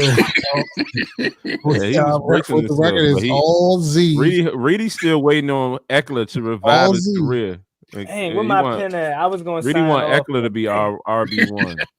Here's my pen. There go my pen. I keep telling I'm signing off on it. Are you signing off on Bill, Juan? I'm signing off on Bill. Hold on, let me clear up. I'm signing off. I'm signing off on Bill being the future running back one. I'm a person that likes Brian Robinson, but I think he needs a complimentary back. Not getting rid of him, throw him away. He's going to be. Bill will be RB1 by the time the season ends. By season ends, I would agree. I don't think by week 8 there's going to be conversation. No, not at all. Y'all three are in agreement that Bill is going to be the starter for this team before the bye. Because B-Rob might still be hot. We know how this is going to go. B-Rob is going to start off hot. We haven't seen by the time the bye. Near highlight, not near contact drill. Not near nothing. Wait, bro, I gotta go to training camp, bro. Y'all about to say we gotta pull up. Juan, John, you gonna have to meet us on this when we get this season, because just to let y'all know, can I announce it? Am I cool to announce it? Sure. Go ahead. All right, just to let y'all know, we decided that we're going to continue the Burgundy Breakdown throughout the season, because originally this started off as an off-season show. So we've decided that we're going to come together and make this thing more successful. So be on the lookout for that. So I'm going to mark this June 4th. John, Z, and Juan are saying that 1 hour 15-minute mark. Wow. We ain't seen a clip. We ain't seen nothing. That's how I feel about Michael Gallup and Noah Brown. Hey. All right. That one I don't have questions about, but I don't know about that one. Those my three right there. Y'all say I signed off for everybody. I think those my three that I done signed off on. And Noah Brown ain't that bad now, huh? You said Noah Brown, Michael Gallup, now Bill. And Bill. What's the other one's name? I said somebody else. Yeah. You had a whole gauntlet last week. Oh yeah, nah, John. I told you about that, bro. Pause, bro. You said something. Wow, you said I'm a gauntlet. What, bro? Something. You had about 6 dudes. You were like, I'm on his team, on his team, on his team, on his team. I'm sorry. Now you said like gladiator something, bro. I was something gauntlet. He said like gauntlet gobbler or something like that. Yeah, I don't know about that part. Like 3 G's. It was like 3 G's. I can't get with that, Slim. I gotta have some type of self-respect. All right. Yeah. But no, was it? Oh yeah, because they kept saying I'm a JD5 Glazer, Mikey Sanders still Glazer, and all that. Bill Gallup, Noah Brown. You got someone else on there. You got a 6th. There was someone else you had last week. You had like all the Infinity Zones. God forbid, man. Happy finally seeing a good team, dog. Shoot. Like, you know what I'm saying? I'm used to. I ain't gonna go down a rabbit hole, man. You used to trade everyone by the deadline. You like, I get rid of him. I'm used to Gerrit Gilbert. Oh Lord, bro. I was at that game in Philly. In my mind, I was sitting there watching, and I feel like I'm freezing cold during COVID. My wife was pregnant. I had to come home and sleep in the basement that night. Hey, y'all gotta stop going to Philly, man. I ain't gonna lie. I'm up there. Like, I'm up there every. I'm up there. That's why we keep losing, bro. I told him I wasn't going this. I told him I wasn't going this year. I'm there. Why you don't want to go to Philly, Reedy? Because I don't fuck Philly. I don't want to go. You can't go to Baltimore and get your ass beat. Reedy keeps saying, "Nah, I just got a feeling one of these motherfuckers gonna say something. I'm gonna snap." That's what's Reedy problem. Catch me on the news. Catch me in East Rutherford, bro. I feel like I could run that jump. Meth life? Oh, I think Reedy was about to wreck in there. Oh no, he was like, the dude was talking big shit. Reedy was like, "Hey, I'm gonna just say this. I mean, you could talk your shit, but just no, that was in Philly. I was in Philly the first game last year. No, when we was there with Jimmy at the Eagles game. That wasn't. Talking about the dude that was sitting next to us. That was trolling the whole game. Nah, he was cool. I don't remember. He was cool, but early on, you had to tell him like, just whatever. You could pop your shit, just keep it respectful. I told him that. Oh, for real. Yeah. We got stop. Because I remember in Philly that first game, the dude come up to stand some old fuck. I'm like, bruh, I ain't one of them, bruh. Like, you could pop your shit, but don't put your fucking thing in my face. What the fuck is wrong with you? He's like, that's wild. You good. Nah, I'm like, yeah, motherfucker, I know I'm good. Yeah, you know I'm good. I felt like this playoff game, the first game they was cool. They was a little chatty, but this playoff game, like they was just like crazy. Like, and that ain't the reason why I don't want to go. I just don't like it. But that don't bother me because I used to be confrontational. I'm not really too much confrontational no more, but I don't even want to get into that. So they really be on that. They be on that out there, huh? They're big on that. They pick who they want to mess with. Because I feel like I be getting respect. They don't nobody they see me, my size, my stature, and just think that I don't know. I'll take it though. I don't want to bump with this. But they was singing a different tune though coming out of the game. They was like, man, fuck y'all some shit. Then they were like, nah, for real, y'all gonna be all right, man. Jayden Daniels, you know what I'm saying? So they'll pop shit and then they'll say, because one of my my battle buddies from when I was in the military, he's an Eagles fan, so I met him up there when we was up there, and they're real respectful of us as far as our ability to move up, but they gonna pop their shit though. Yeah.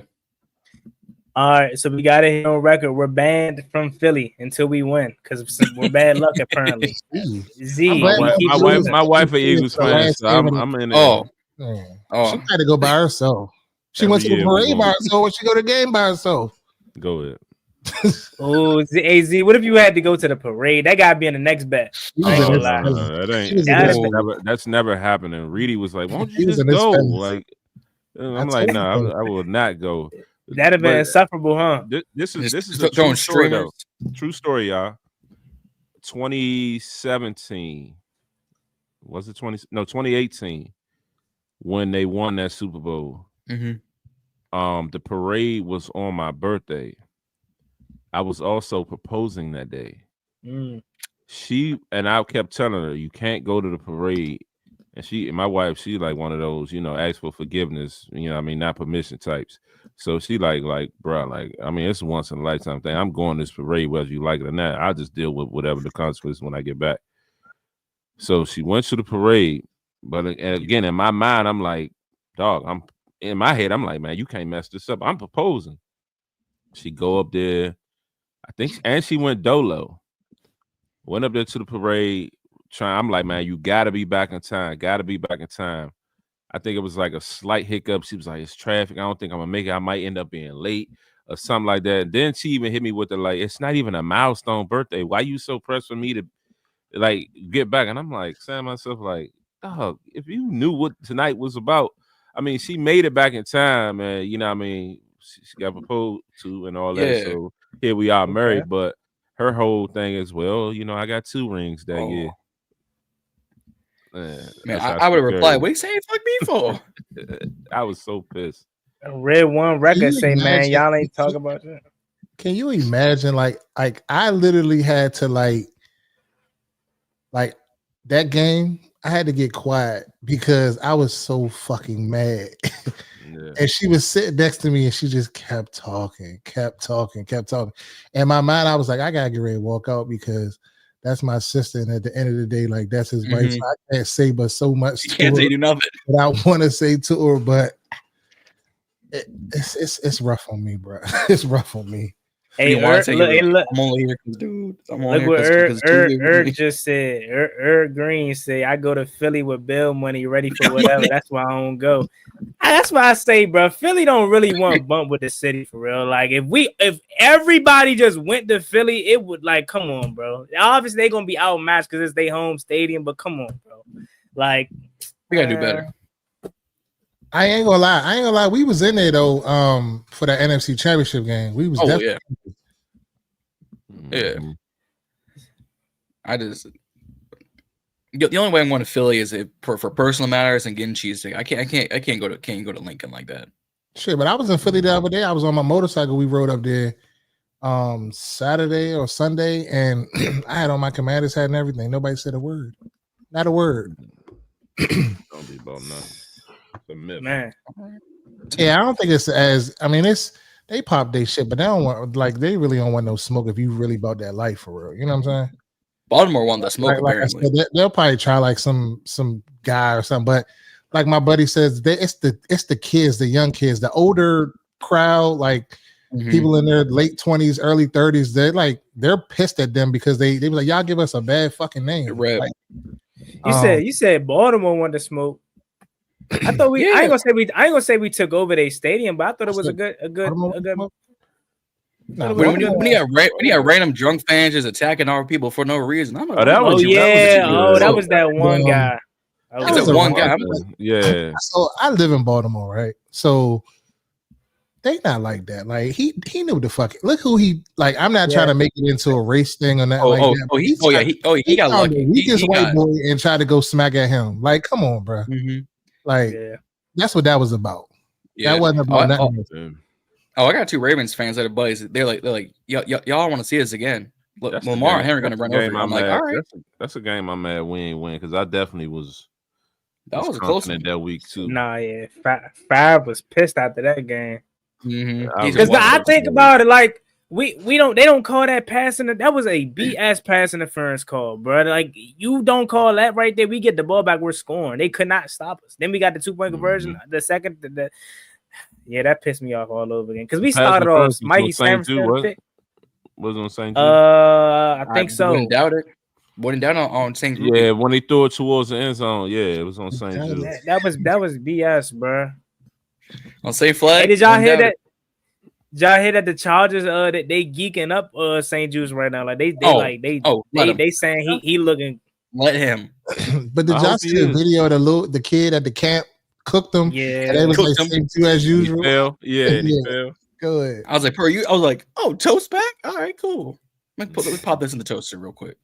Nah, but the Ravens fans is cool. They ain't no. I got one or most of them cool. I got one or two. I'm like, all right. Y'all gotta come to ATL for the game. I live down here now. It's a bunch of I know we always take over. Yeah, we was down there 2 years ago. Years ago. Yeah, Tailgate was lit. We wanted to go this year, but I think because it's back to I'm trying to. That was Sam Howell when we went. Yeah, I'm trying to get to LA. That's when Z-Man almost housed it and got caught at like the 10. Jameson Crowder. Yeah. B-Rob had a game that game. 2016 Crowder would have scored, bro. Oh man, Crowder, he got tired, man. Yeah, but Eric, we probably ain't gonna come this year because it's back to back with the Chargers, and I'm trying to get to LA, so I can see that stadium. So I've been to to Atlanta. Yeah, that's back to back weeks. Yeah, that's back to back road takeovers though. We gonna take over Atlanta, and we dang sure taking over LA. Like we got so many Cali fans. Shit, but I ain't gonna lie. I remember it was like 3 or 4 years ago. The year before, was it the year we played? We played the Chargers the first game of the season. Justin Herbert came in here. Yeah, they got our ass out of there. Yeah. Ryan Fitzpatrick got hurt. They traveled really well that game. That was Taylor's first game. They was in FedEx deep. Mm-hmm. Yeah, that was the infamous Terry catch. That was a 360 body control. Yeah, correct. Mm-hmm. Yeah, that was the nah, for real. That was that Antonio Gibson fumble, right? Which game was it? Antonio Gibson fumble. I know, right? I'm talking about that Chargers game though. We was driving, and then we fumbled inside our own 5, and that essentially ended the game because then they scored very soon after that. Reedy, still on my man, Reedy. I'm just saying. Can we put it out there though? Now that we talking about that Chargers game, did Ryan Fitzpatrick hurt himself on a slide, or did he hurt himself in that game? Remember they was like he hurt himself coming down a water slide, his hip, and then I don't remember that. Yeah, I do remember. You don't remember that? I don't remember that at all. I remember that. What? I remember him getting hurt during the game. The Junkies was reporting that. Now I can't confirm the Junkies, so I don't know. Oh yeah, I was about to say, I don't know. I was like, I remember him taking that hit, and I said, "Let's say wrap it up." Because I said I don't fuck with the Junkies. my brother's wife come at my neck. I just want to ask y'all out there, like, shout out. No, I mean they're in the national media. They had a radio spot for years, 20-something years or whatever. But do y'all really like their takes? Like, I feel like they do a lot of glazing, and it don't be like well thought. Like they don't really research. They just be saying shit. Talking about the Junkies? Yeah. So since I started to get into like the space years ago, like back when I was a kid, 2018, 17, like that's all I knew was 106.7 The Fan. They were the most popular show, so I kind of took their word for wisdom. But once I got older, started doing my own thing, and realizing that half of those guys aren't even Commanders fans. Like, I think, what is it, like his name's like Cakes or something. One of them not a couple of them not Commanders fans. He's like shit now. Johnny Cakes, Advil, I think is his name. Yeah, like some of those guys aren't even Commanders fans, so I don't watch it anymore. So I don't really tune into really none of the media. I watch y'all. Like I watch all the other Commanders YouTubers for my news more so than actual TV or anything like that. So me nah. Yeah, I don't think I've ever once turned the radio to the Junkies and been like, I'm gonna listen to them. I don't think I've ever done that once in my life. I mean, like they got that early morning slot though. The Odyssey app. Like I'm familiar with that. Odyssey, like where you go, B mentioned Finley, and you got 980, all of them on there. You can go back and listen to like the different stuff. I don't know. I used to be big onto when it was JP Finley, Mitch Tisler, and Peter Haley. I was big into listening to their podcast like 3 years ago, but now I mean I hear it during the season here and there. But like I said, I'm on YouTube listening to y'all post game reactions, y'all videos more so than them. And then it's also like, I forgot what I was about to say. It totally slipped my mind. Dang. But I don't really. Oh, that's what I was about to say. Last time I like religiously watched the show was like Redskin Nation, like with Larry Michael. Like that was the show right there, bro. 10, 11 o'clock. Yeah. That was the show right there, man. Especially coming home from school on a Friday night, knowing we play in 2 days. Like, oh man, that was the show, man. And then we know what happened with him. Larry Michael or George Michael? I think it was it's Larry Michael. No, Larry Michael. It was Larry Michael. George Michael was Sports Machine back in the day. NBC. Back in the day. Oh, okay. Rest in peace, George Michael. That was my man. Yeah, that was my man. Says I don't rock with 106.7. They too pessimistic. I watch y'all, Lake Lewis. I watch y'all, Lake Lewis, Juan, Rio, Ed. Y'all keep me going through the all season. See, we the new media, man. That's because at the end of the day, why people love it so much and why I love it, even taking myself out of it, is because I would rather listen to a fan like me, because at the end of the day, I'm a fan, opposed to somebody that they went to school for journalism and they got placed into DC sports. They probably grew up in Boston or something like that, but they got placed in the DC sports, so they're covering DC teams. I'm from the area. Let a fan cover DC sports, because that's where it's coming from. It's coming from real passion, not just doing it with a paycheck. So that's why I feel like this.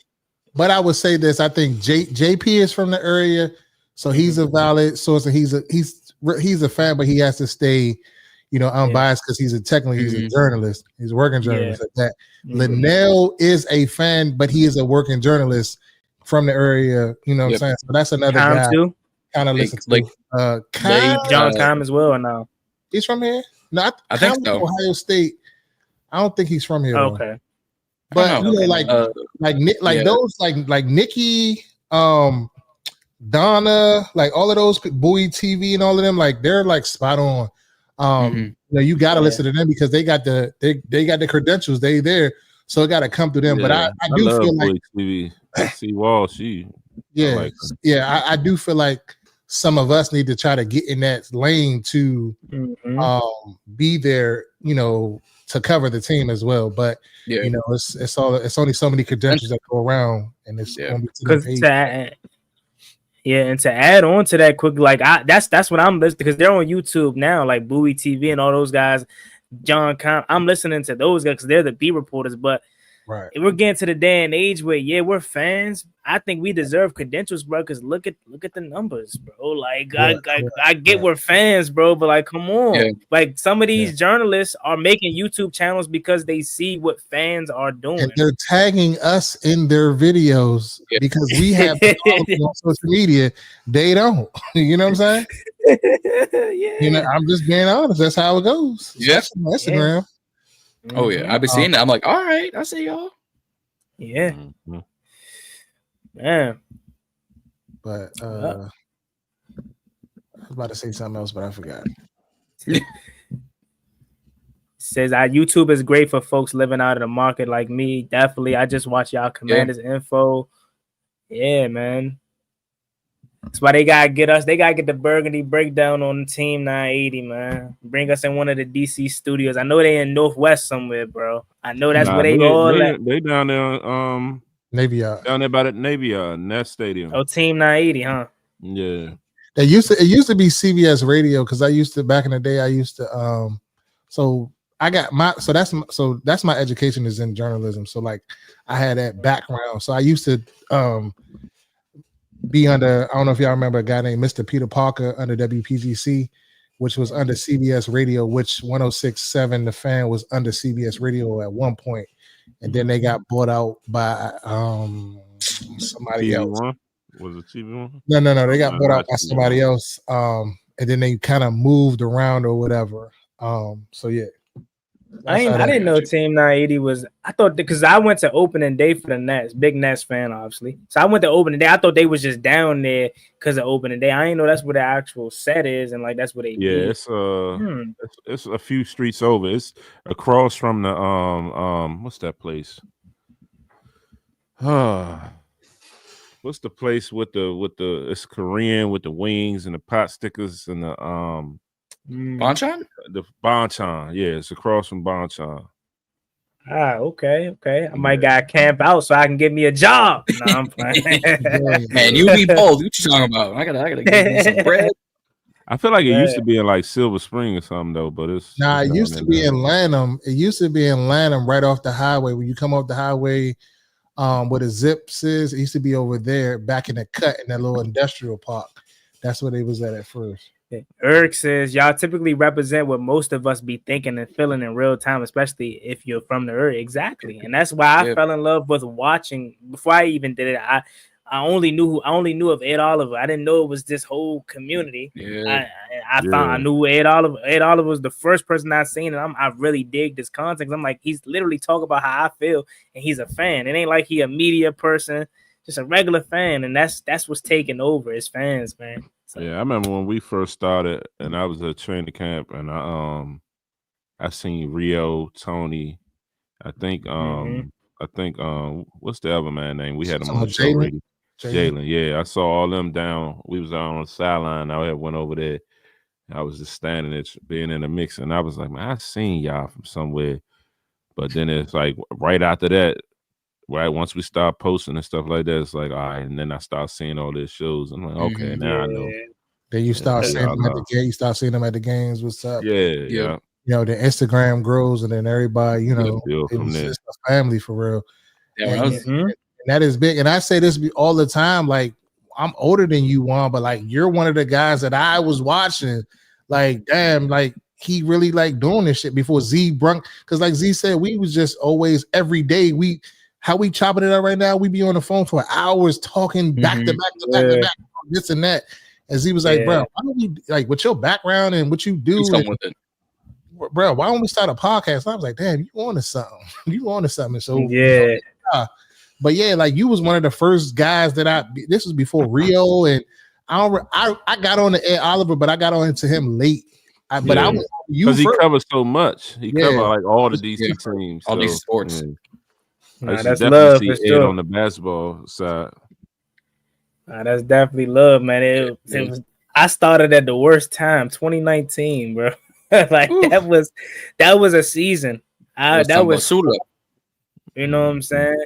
I mean, it probably wasn't as worse as the last 3 and 13 season, because at least like going into that season we had Dwayne, so it was like, may God rest his soul. He's like, okay, so maybe something with him. That season, that last 3 and 13 or 4 and 13 season, I should say, it was like it was nothing but just line ducks. But he's Eric Green say, question, what locked y'all in as a diehard fan? I mean, for me, I'm born into a whole family from Washington D.C., so I had no choice but to be a Cavaliers fan, just to fall in love with the game. Football is all I know, so it's like I'm going with the Skins, man. I never in my life ever wanted to be nothing else. Like even when the Ravens, I would see them occasionally, I would get bored watching the Ravens game because it's like it was so boring. Like CBS just trash. We talked about that before, but like I never got the same excitement. Although the Ravens were always better than us, I never got the same excitement when I would ever see them on CBS. I'm like, man, nah, turn me to Channel 5, man. Let me see the Skins, bro, regardless if we were good or not. Yeah, that's what locked me in, I guess, born into it. Yeah, what locked me into it was just my mother is not from this area, so like she brought us here when I was like 5. And I really didn't know too much about football, but I knew it was like my cousin was a fan, and he had this starter jacket, Redskin starter jacket. I'll never forget, black one. That Jane looked sweet. And then on Fox back then, it was just like that was on TV on the weekends, and I just was watching. I remember it was like Pat Summerall and John Madden, and just was always kind of like we really wasn't winning much. This was back Mike Allstott was in that playoff game and all of that, and it just was like just a team that stuck with me. And then over the years, you know, when I went to the military and all that, just been through and through. Like I ain't seen no winning, bro. Like so, like it just feel good to, you know, finally be around a team and associate with a team that's just doing shit the right way. Because I've been through it all. And just a quick story, and I ain't trying to glaze on that, but so the team that I coached with Torrey Smith. And today I wore this to practice, and he was like, "You don't gotta come out here and wearing all of that." And I'm like, "Nah, I gotta represent. I'm gonna represent my team." So you know, we did our team is level 82, so our slogan is like level up. So at the end of practice, they was like level up on 3, 1, 2, 3, level up, and I was like, say 1, 2, 3, take command. And then I looked at him, I said, "I hear you say take command." He started laughing, and he was like, "He's from Virginia," so he's like, "Bruh, like it's crazy, like how just so many Commanders fans is just like here, they just was a sleeping giant, just like waiting to wake up." And I was like, "Yeah, that's crazy, bro." And it's love, and I'm here for it. He said, "Man, y'all got something with Jayden Daniels," and it's true. That's a Yeah, fact. I thought maybe I'm wrong, but wasn't Torrey Smith? Wasn't he doing the Redskins or Commanders like pregame show a while ago? Yeah, he was for a little bit. But he don't. He what he Ravens or he just kind of don't. He ain't got a favorite team. He played for him, so like you know, you in Baltimore, so most of the coaches on our staff they Ravens fans, and a lot of our kids is Ravens. My son, he's a Ravens fan. Like so, you know how about that defense, huh? Yeah, it's crazy. But my son low key glazes though. He keep up with us, but he always has something to say. He don't want to give us our credit, but he know we coming. Nah, that's facts. Yeah, for me, I definitely was born into it. My uncle definitely was a pivotal individual in my life. So I just wanted to be like Unc for real and everything. And you know what I mean, he took me to my first game, and you know what I mean, it's just we like the Redskins. That's what it is. And I just been locked in ever since. But like I said, after that first game, I mean, I was in the football, of course, growing up, it was on, but once you experience that game, you're like, all right, this is my team, man. I've been locked in since a kid. Super locked in. My thing's more like Timothy right now is I didn't really watch football like a lot growing up because I was moving every 2-3 years because of the Navy and just like I'm a kid, so you just do whatever they tell you to do.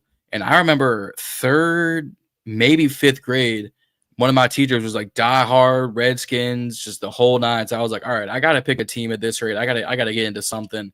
Dad's a Dallas fan. Mom's a Giants fan. I was like, all right, well, my teacher like it. They kind of cool right now. I guess the color's kind of nice. I'm gonna be a Redskins fan. Got myself the RG3 jersey, rookie year. I got the Kirk Cousins jersey in the closet. I'm like, I'm gonna rock with this. I don't know if young me was on to something or young me was on that narcotic because I've been on ever since. That's crazy because knowing how good you is with like deep into the draft and stuff, I would have thought you've been in it since you was knee high.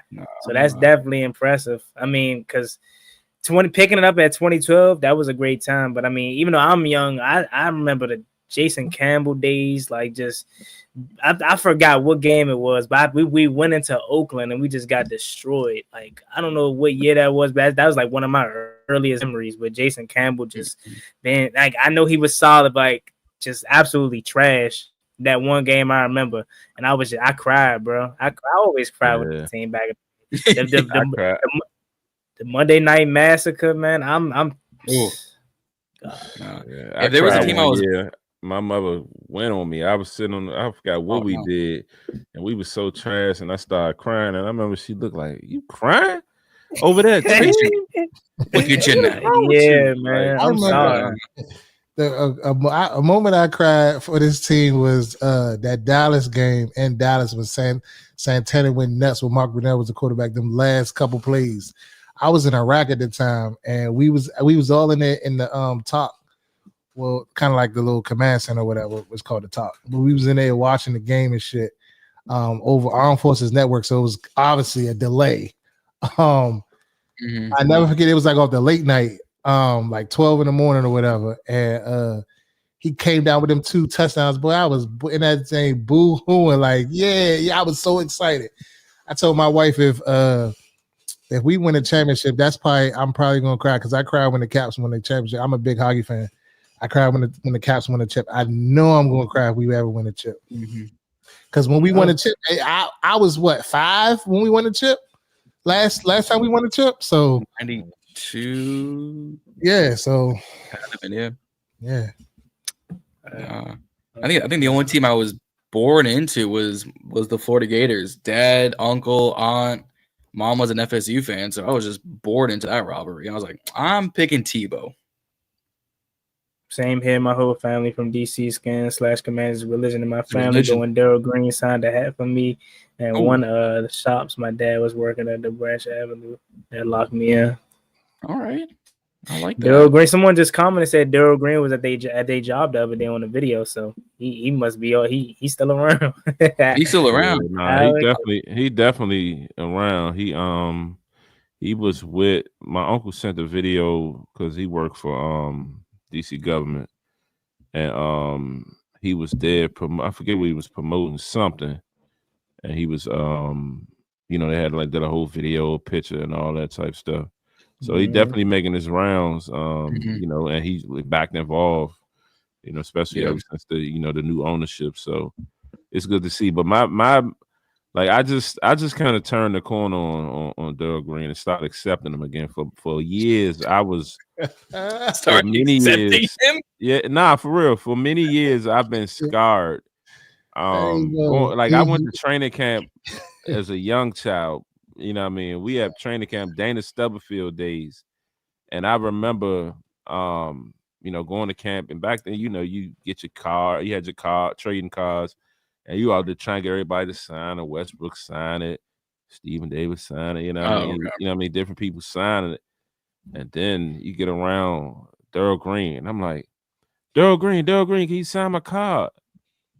And he looked at me like, it's Mr. Green to you, son. And he just like walked off. Like, I'm not signing nothing else. I'm going over here with my foundation. I ain't signing nothing else. I'm looking at him like, what? Like, pull that on me? Like, bro, right. I was so the way you kicked that off, I was like, what is he, an adopted son? I had to accept him now. I was like, what? Something like, Mr. Green to you. Said, he ain't lying because he used to always be like, fuck Daryl Green. I don't fuck with him. I don't fuck with Slim. Like, I ain't gonna lie. He ain't lying. That is hurt as a real fan. thing, like I'm not a real thing, though. Yeah. It's like it ain't my fault you 40 something still playing. I gotta call you Mr. Like I ain't calling the 20-year-olds Mr. You know what I mean? It's just like I'm a fan, bro. I'm not being disrespectful. You know what I mean? Like it hurt me for a long time. Yeah. And Asia, I'm not even really a grudge guy. I'm not even a grudge guy, but that there, I ain't let that pain go till last year. He said that's lifetime right there. I ain't gonna lie. That's a rightful grudge though. Like I ain't gonna lie. I feel the type of way too. A grudge guy. Don't you say one thing against it? Like he's a diehard to the fact of. Don't you say one thing bad about this thing? He don't fuck with you no more. Like it could be his bad $100,000, and you say one thing. Because I'm gonna take y'all back to the RG3 days. That was his man. That was my man. As he started talking about that release all book, he immediately said, "Fuck RG3. He don't care nothing about him. This, that, the third." He was dead to him. Then he tell me, I'm starting around the RG. He cool now. Once he started, he started trying to, you know. I mean, they was trying to paint the picture of Jayden and the renewal of RG3, but when they started showing the clips and all that, I'm like, all right, okay, maybe RG3 a little goofy nowadays. Maybe RG3 did mean something. He did give us some glory days. And then as soon as that Angel Reese shit happened, he come out with the Angel Reese shit. He called me. He said, "Hey man, I don't fuck with you, man. RG3 no more. I don't know. I'm through with him. I'm done with him. Now that ain't his man." For life. He's a wild boy. His wife sitting in the back in the corner eating her ice cream. Get that fuck out of here, RG. I was making jokes with somebody, and I forget what did I say. I've been making jokes on what did I forget. I don't know if it was with a BIB group chat, but someone was like, "Yeah, he got his wife in the background." Like, so he enjoying a tall glass of milk now. What are we doing here? Cool, RG. I'm done. Now he's goofy. He a content creator. That's a fact. He turned into a content creator. I saw that he's trying to give that man super duper treatment. Like, dude, like I literally back then, you know, I mean, I had a plug. I can, you know, used to go to the players lot and sit and watch the players come out. Shout out my man Josh Morgan. He was showing love, and every player walked out of the stadium. RG3 drove out of the stadium, out of the tunnel. All the players got to walk to the lot. RG3 got driven out. And I'm like, what type of special treatment shit is this? That's like, I don't know. Like, come on. And you at the family, you at Snyder House for Thanksgiving, all the players with their family, you at Snyder House with your family. He said, that's my family for real. Getting all this super duper treatment, and then you gonna write a book on this man? Come on, bro. I want to know what secrets Robert know about. He know about something. Like, nah, you one of them. You ain't for the people. Yeah, I think he just trying to get his clicks up. Yeah, that's all it is about. I was done with RG3 when he broke his own ankle in 2014 against the Jaguars. I was like on that sideline. I was at that game. Hey Z, time out. Z, you always at the worst games. Like, bro, how you always? Game. I had season tickets that year. Z had season tickets before I was even thinking about a season ticket. He used to be like, man, yeah, you need to get season tickets. I'm not getting no damn season tickets. He talked me into season tickets. I've been to a lot of games, Juan. I get that, but it just seemed like, were you ever there for anything good? Like, you've always that Ravens game when Kirk came in and got the quarterback sneak was there. That Minnesota game when RG3 housed that bitch. I wasn't at that one. I wanted to be, but I wasn't at that one. That Dallas game when we put their ass out of the playaffs and what was that, 2012? Rob Jackson interception. I was there. Coldest game I've ever been to. Coldest shit. Yes, it was. Yeah. We was at the playoff game. I mean, we went to that playoff game. That was cold as shit out there too. That game too. I'm saying that little cat run around that franchise. That playoff game against when Aaron Rodgers got our ass out of there when Kirk get the fucking out. We was there. Yeah. I'm just saying, you might gotta take a break, man, because we need to win first. It seemed like you. I had the phone ready, and I knew we was gonna win that Hail Mary game. So all that shit is gone. Reedy He was over said there. really gonna win. Hey, Reedy was over there like this. Oh, let him Like this. I'm like, let him lie to y'all, bro. I'm telling y'all, I kept saying to myself, we're gonna find a way to win this game. And Reedy sitting over there just like that. I'm like, I wasn't even sitting. I was standing at that like, point. you crying? He got his hand in his. Oh, this was before that. I'm like, you crying, Bobby? You all right? He wouldn't say nothing. I was mad, bro. We all should have been mad. That game was piss poor. And even going back to the earlier point about the Caleb Williams versus Jayden Daniels game, that's not even Jaden's best game, but Caleb Williams was in a bottle. That defense literally, if it wasn't for DeAndre Swift in the second half, somewhat getting off, Caleb Williams was in a box, bro. He couldn't do anything. My man Jayden had a rib injury, still connected with Terry on a deep ball down the sideline. How did we should have blown them out, bro? We was moving the ball so effectively that game. Bro. I was really pissed that Pittsburgh game when fucking Zach Ertz could not get that fucking half a yard, bro. I was forget Ertz. Forget Ertz. Granted, Williams scored a touchdown on St. Flag St. Juiced. I said I can't get this man off the field expeditiously. I couldn't do it. This man got burnt by Mike Williams. And granted, look, remember, he was off coverage too. He ain't press him or nothing. He was 5 yards off the ball, still got burnt. But even going back to that, Zach Ertz, don't get me wrong, that play sucked because he came up short. But the refs hold us. You're not even going to at least spot, like, do a measurement. You know what I'm saying? Do something. Yeah. But that might have been a blessing in disguise, though, because since that game, Zach Ertz turned up. But, I mean, that Pittsburgh game definitely is probably one of the worst ones because it was so many missed opportunities. I mean, even going back to Jayden Daniels down the seam, you missed Luke McCaffrey wide open, bro. Oh, my. That Pittsburgh and then John Bates fumbled that game, too. Oh, my. Mm-hmm. That was that game? I think that was that game. Yeah, wide open. Yeah, and down the phone. Had Russell Wilson actually looking like he was back to being his old self. Be Mr. Unlimited. Like, come on now. Man. His dangerous commercials. Get him out of here. St. Juice, Romavir, and EB I can hate forever. EB, so that's a dream, man. Timothy, add Forbes to that list.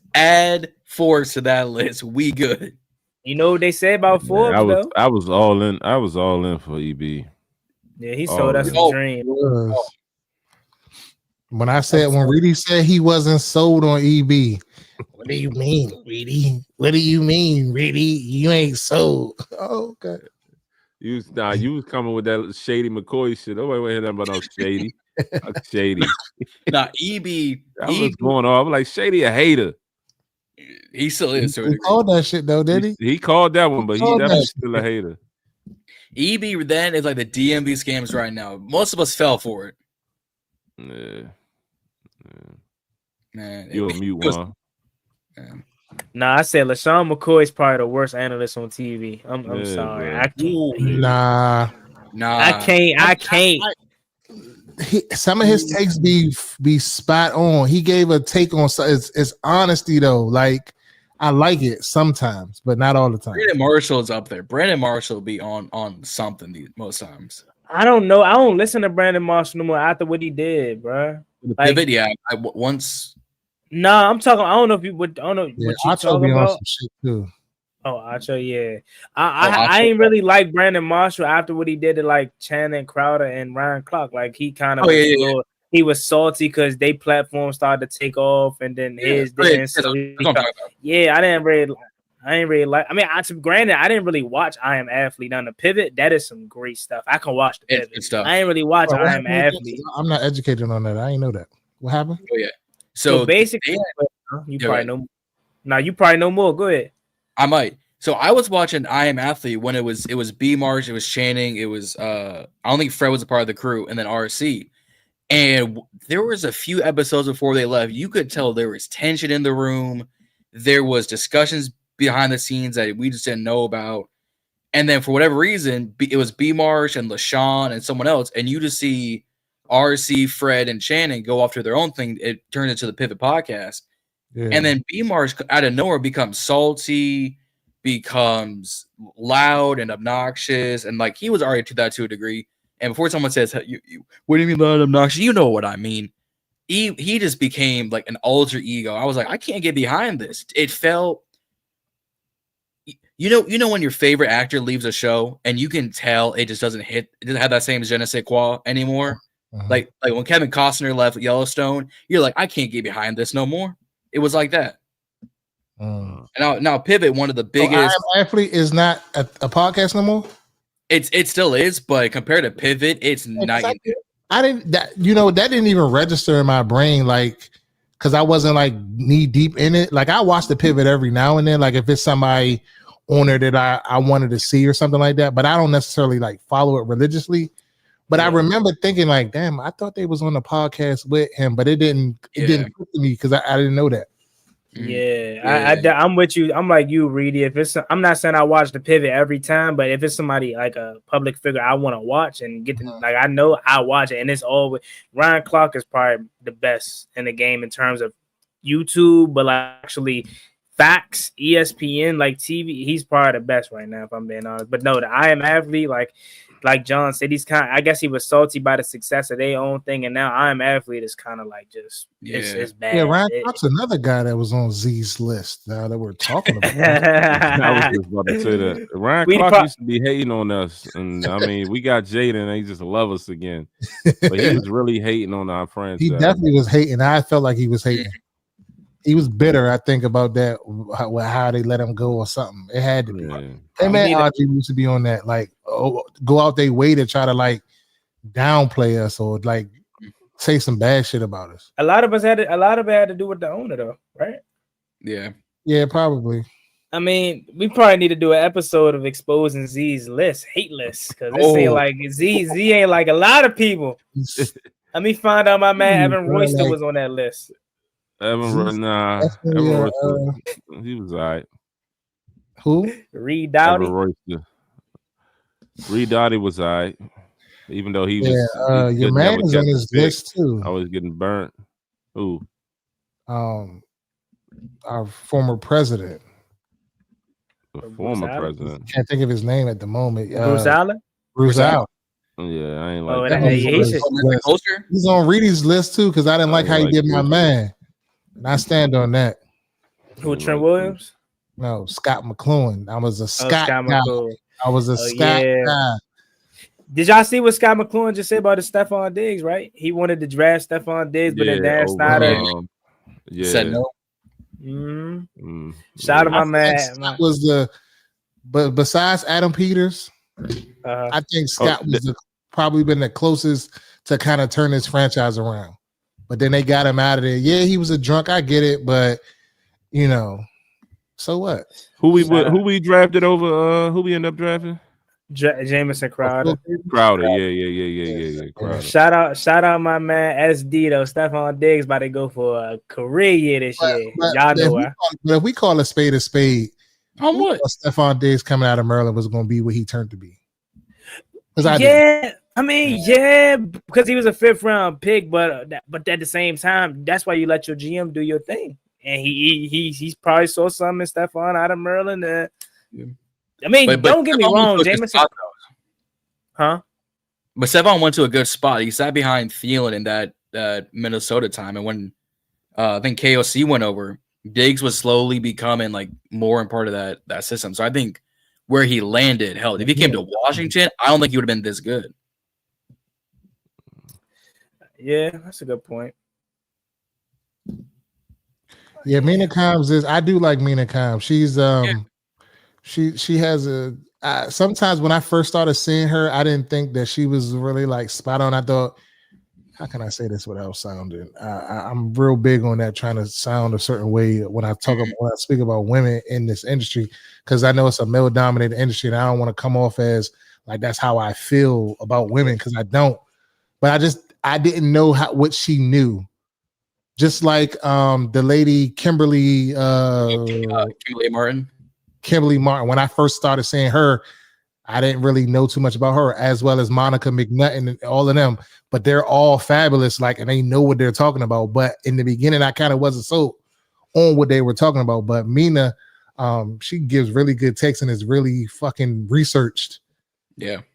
T Lions run the NFC North. My bad. I always love when teams that don't have nothing to do with us find our page. So. I was about to say, go look. Lions run the NFC. Like, go look, like to be in the meet. Like people think that it's just you. Like these guys, these Stephen A's and these analysts just get up there and just start talking shit. There's so much research that you got to do to know what the fuck you talking about when you get on there. So much back work that you got to do. Yeah, it's not easy, bro. Like trust me, I'm telling you, it's not easy. Mina, K, Dan Orlovsky, Marcus Spear, like that game day. Another one. K was another. Shout out to she's a friend of the program. Reedy and Z. She's a friend of the program, friend of the show. That's lit. Yeah, Josh is a girl. They all well-informed, well-educated people. They don't do this because they man, CJ Stroud gonna have this. No, Danby pulling out statistics you forget about. Nah, yeah. What was that one time? What was that one clip of Shannon Sharp where he tried to ask? He was like, blah, blah, blah. Something ended up being Shannon Sharp's brother, Dan Orlovsky, had got it. And he was like, he left Shannon Sharp speeches like, how the heck did he know that? I ain't expect her to get that. So Dan Orlovsky. I remember that. He's another one that kind of got better. I wasn't sold on him in the beginning either. Dan Orlovsky. Yeah. I feel like he knows what he's talking about. Yeah. But his takes me wild sometimes too. It be wild, but I think it helps when like Orlovsky's a former player and he came from a crap team in the Lions versus like Spears and like Marcus Spears, who went from a Super Bowl winning team to the Cowboys and then intermediate. Like they all have their different niches and experiences where it's like, oh, all right, Dan's got wild takes, but he shuts up the Hall of Fame tight end because he forgot about his own brother, like Juan was saying. Hey, I got to do this to you real quick though, but can we barbecue y'all ass in the playoffs? So why are you? Yeah, Jared got through what? I love we're on the giving end of that now. We can do that to people now. Yeah, y'all talking all that shit about we didn't have a chance in hell. They got a date with Destiny. Didn't Jared Goff get on his back? Didn't Jared on his back Kardashian style by our offensive lineman for that pick six? And that happened. I remember that. Look, they crying too. I was just talking to my man. He a Lions fan. I was like, all right, keep it a bug with me, bro. Was that blocked by Frankie Louisville dirty? He told me something. Yeah, it was. I'm like, bro, you throw a pick. Exactly. If I throw a pick and I get in the way trying to make a tackle and the freaking defensive player come clean my block off, I can't get mad at that because I got in the way. Now I couldn't tackle him. And that's my team. I would say like he got to bring the target zone down a little bit. He fucked him up, but it was kind of teetering on helmet to helmet a little bit. It was teetering. Man, that's karma, bro. Because remember they was like, yeah, JD5 gonna leave on a stretcher, blah blah blah, and all that. That's facts. That's facts. So I can't wait to bump with them again, bro. I've always respect the Lions just because my friend is a Lions fan, but they slowly starting to get up there, man. I ain't gonna lie. I can't wait to bump against them too. The Lions been in the rebuild for a minute under this is low key. This might be a hot take, but this might be all or nothing for the I want to say last chance, but like, bro, they were supposed to do it last year. They was close the year before that. This might be just retired early. Yeah, Ragnar. Yeah, Ragnar. Yeah, this might, and then they got new offensive coordinators, new defensive coordinator, even though they promoted from within. Jared Goff ain't no spring chicken. This might be the year they gotta do it, or they might be back down down. I ain't gonna lie to y'all, but I was on Twitter earlier today, and boy, Jahmyr Gibbs, boy, he had oh my god, it was either him or Jameson. One of them, I can't remember who number it was, but I was like, God damn, that shit is nasty, bro. We not. But he cooked somebody's ass, and yeah, but it just was nasty. We know how good Jahmyr Gibbs is. He wasn't getting touched before he got 10 yards. That was pissing me off, and I swear, and y'all know that y'all watched the game. I'm not over exaggerating when I say that he literally did not get touched. How we hating, bro? We not hating. We not hating. No hate. We ain't hating. I mean, you came in this joint job like You know what I'm saying? I just told you what it was. We got y'all last Saturday in the playoffs. Yeah. I mean, it is what it is. I mean, it's not our fault. You're throwing interceptions in the red zone. I'll make you feel better, man. At least Detroit sports overall is good. Like the Tigers good, the Pistons good again. So all right, congrats. You know what I'm saying? But like you came the Pistons at us. Had the worst logo in the NBA, but that's besides the point. Yeah, I mean, y'all just got really relevant like 3 years ago, 2 years ago. I don't disagree with that.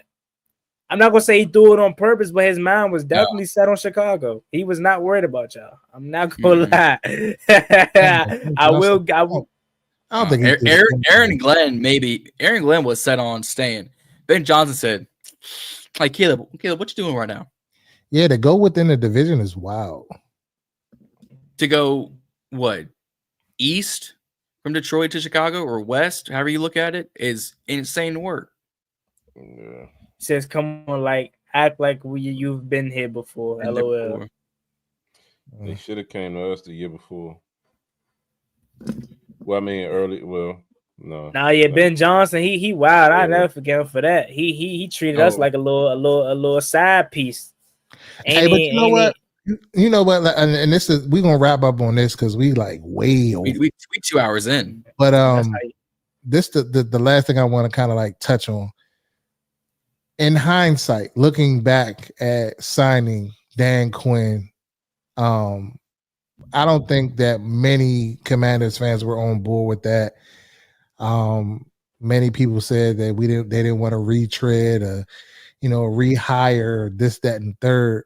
Like, how are we feeling now? Like 1 year going into year two, like if we can go back and do that all over again, will we have those same thoughts or will we just be totally sold on DQ as our head coach? That's a great question. First of all, Timothy said not bad for some basketball guys. That's right? Yeah, we some basketball guys, but we know what we're doing. But no, that's a great question. If I knew what I know now, I would be 100% behind the signing of Dan Quinn. But my whole thought process, you know what I'm saying, before I had left, I was like, man, we were in a position to get a quarterback. I want a quarterback to be paired with the offensive guru.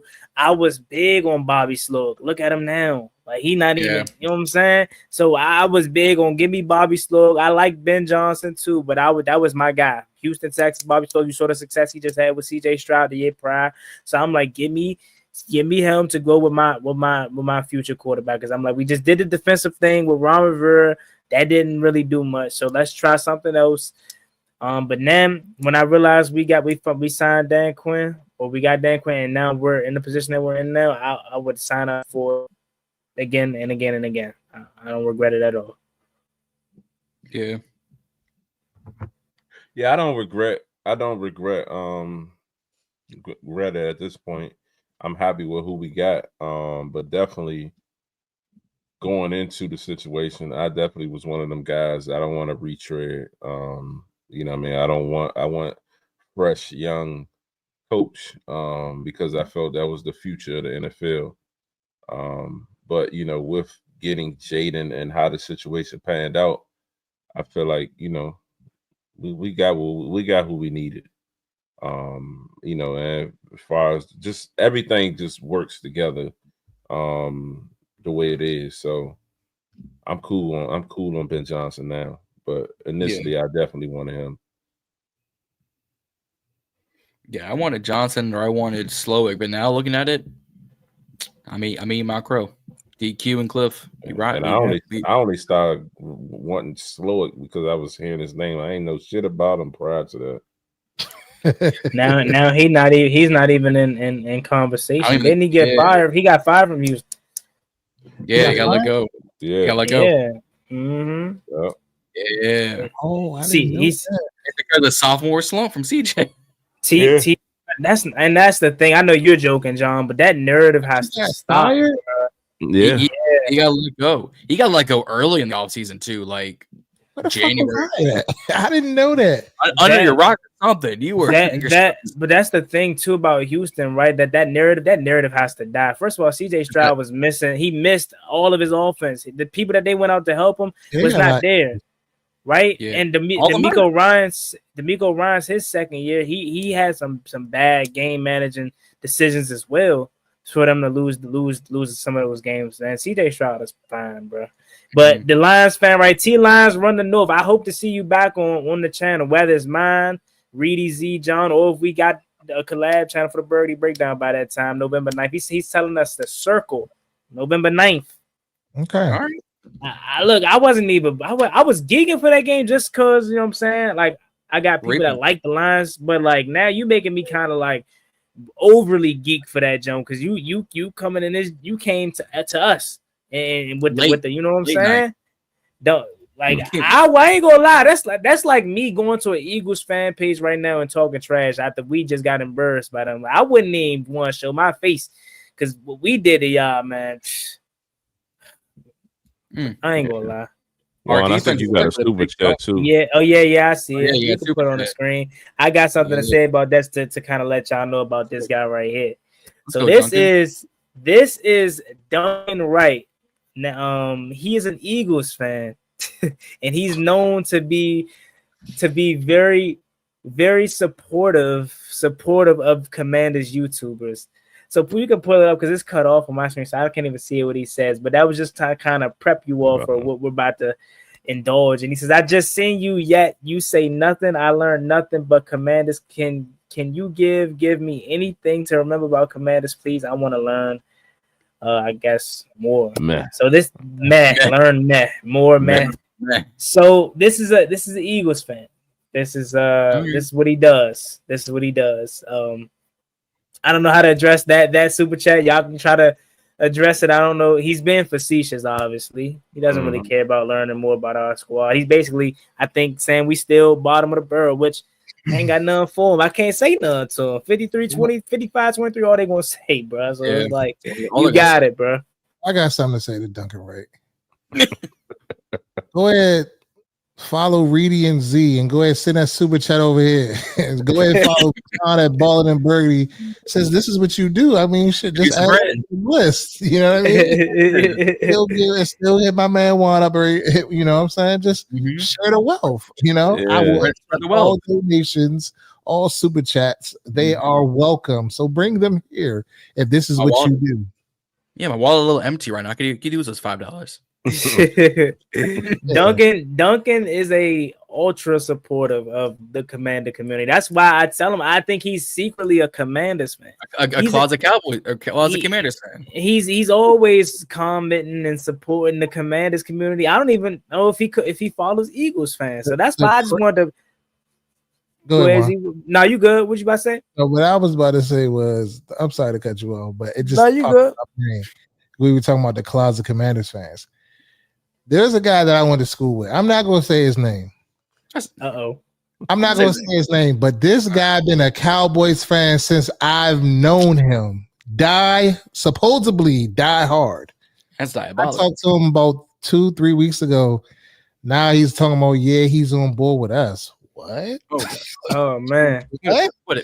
Under no circumstances would I ever call a Cowboys fan saying, I'm on board with y'all. Like, or I'm thinking about switching over to y'all. Under no circumstances. Absolutely ever. So is he saying that Dak has rained on the Cowboys parade, doesn't believe in Pickens and Lamb and he's trying to turn it into a Jerry Jones situation where it's about Jerry. Yeah, he gave up on Jerry about 4 years. About Jerry. Now he's trying. Now we got Jayden. He glazing. Nah, you can't do that. You can't do that. He's a homer, and I wouldn't even say he's a diehard because he's not like. I ain't never really seen him in a bunch of kids. He ain't been in I ain't seen him he had jerseys back in the day. This is back 04-05 when jerseys was in when we was in high school. Yeah. Mm-hmm. Yeah. So is he like more than a casual but less than a diehard, like that in between? Maybe. I thought he was a diehard. I would think he'd diehard. Apparently not. If he's switching sides, it ain't no rule. It got to be a rule. Like it ain't. I mean, it is something wrong with switching your team because I would never. But to go to the rival, you couldn't pick a team in the AFC or at least another NFC division. Like, you had to. You gotta go outside the conference. I would say like I like the Ravens or something like that or Kansas City. I would never say Bills, like something. Yeah, I would say I like the Panthers. because I like Bryce Young. That's my guy right there. But nah, great show, fellas. I know we went over a long time, but that ain't even feel like a long time because we was having a good conversation, man. But another one in the books. We broke the news. This is definitely gonna be something we do in the regular season, and we still got to work out the kinks and whatnot for the if we're gonna do its own channel. But keep be on the lookout for that, John. Shout out to Eric. Shout out to Asia T Lines. My man Duncan Wright, undercover Commanders fan. That's my favorite Eagles guy right there because he trolls me, but he you know what I'm saying, he comes in from time to time, but I think it's because he secretly loves the Commanders and he knows Jayden Daniels runs the NFC. So shout out to everybody for rocking with us, man. Any last words, fellas? Nope. Same time next week. We will see y'all then. John, change the goddamn music. I'm going to. Started the show with it, ended the show with it. Oh shit! How about me? Give us a hip hop vibe.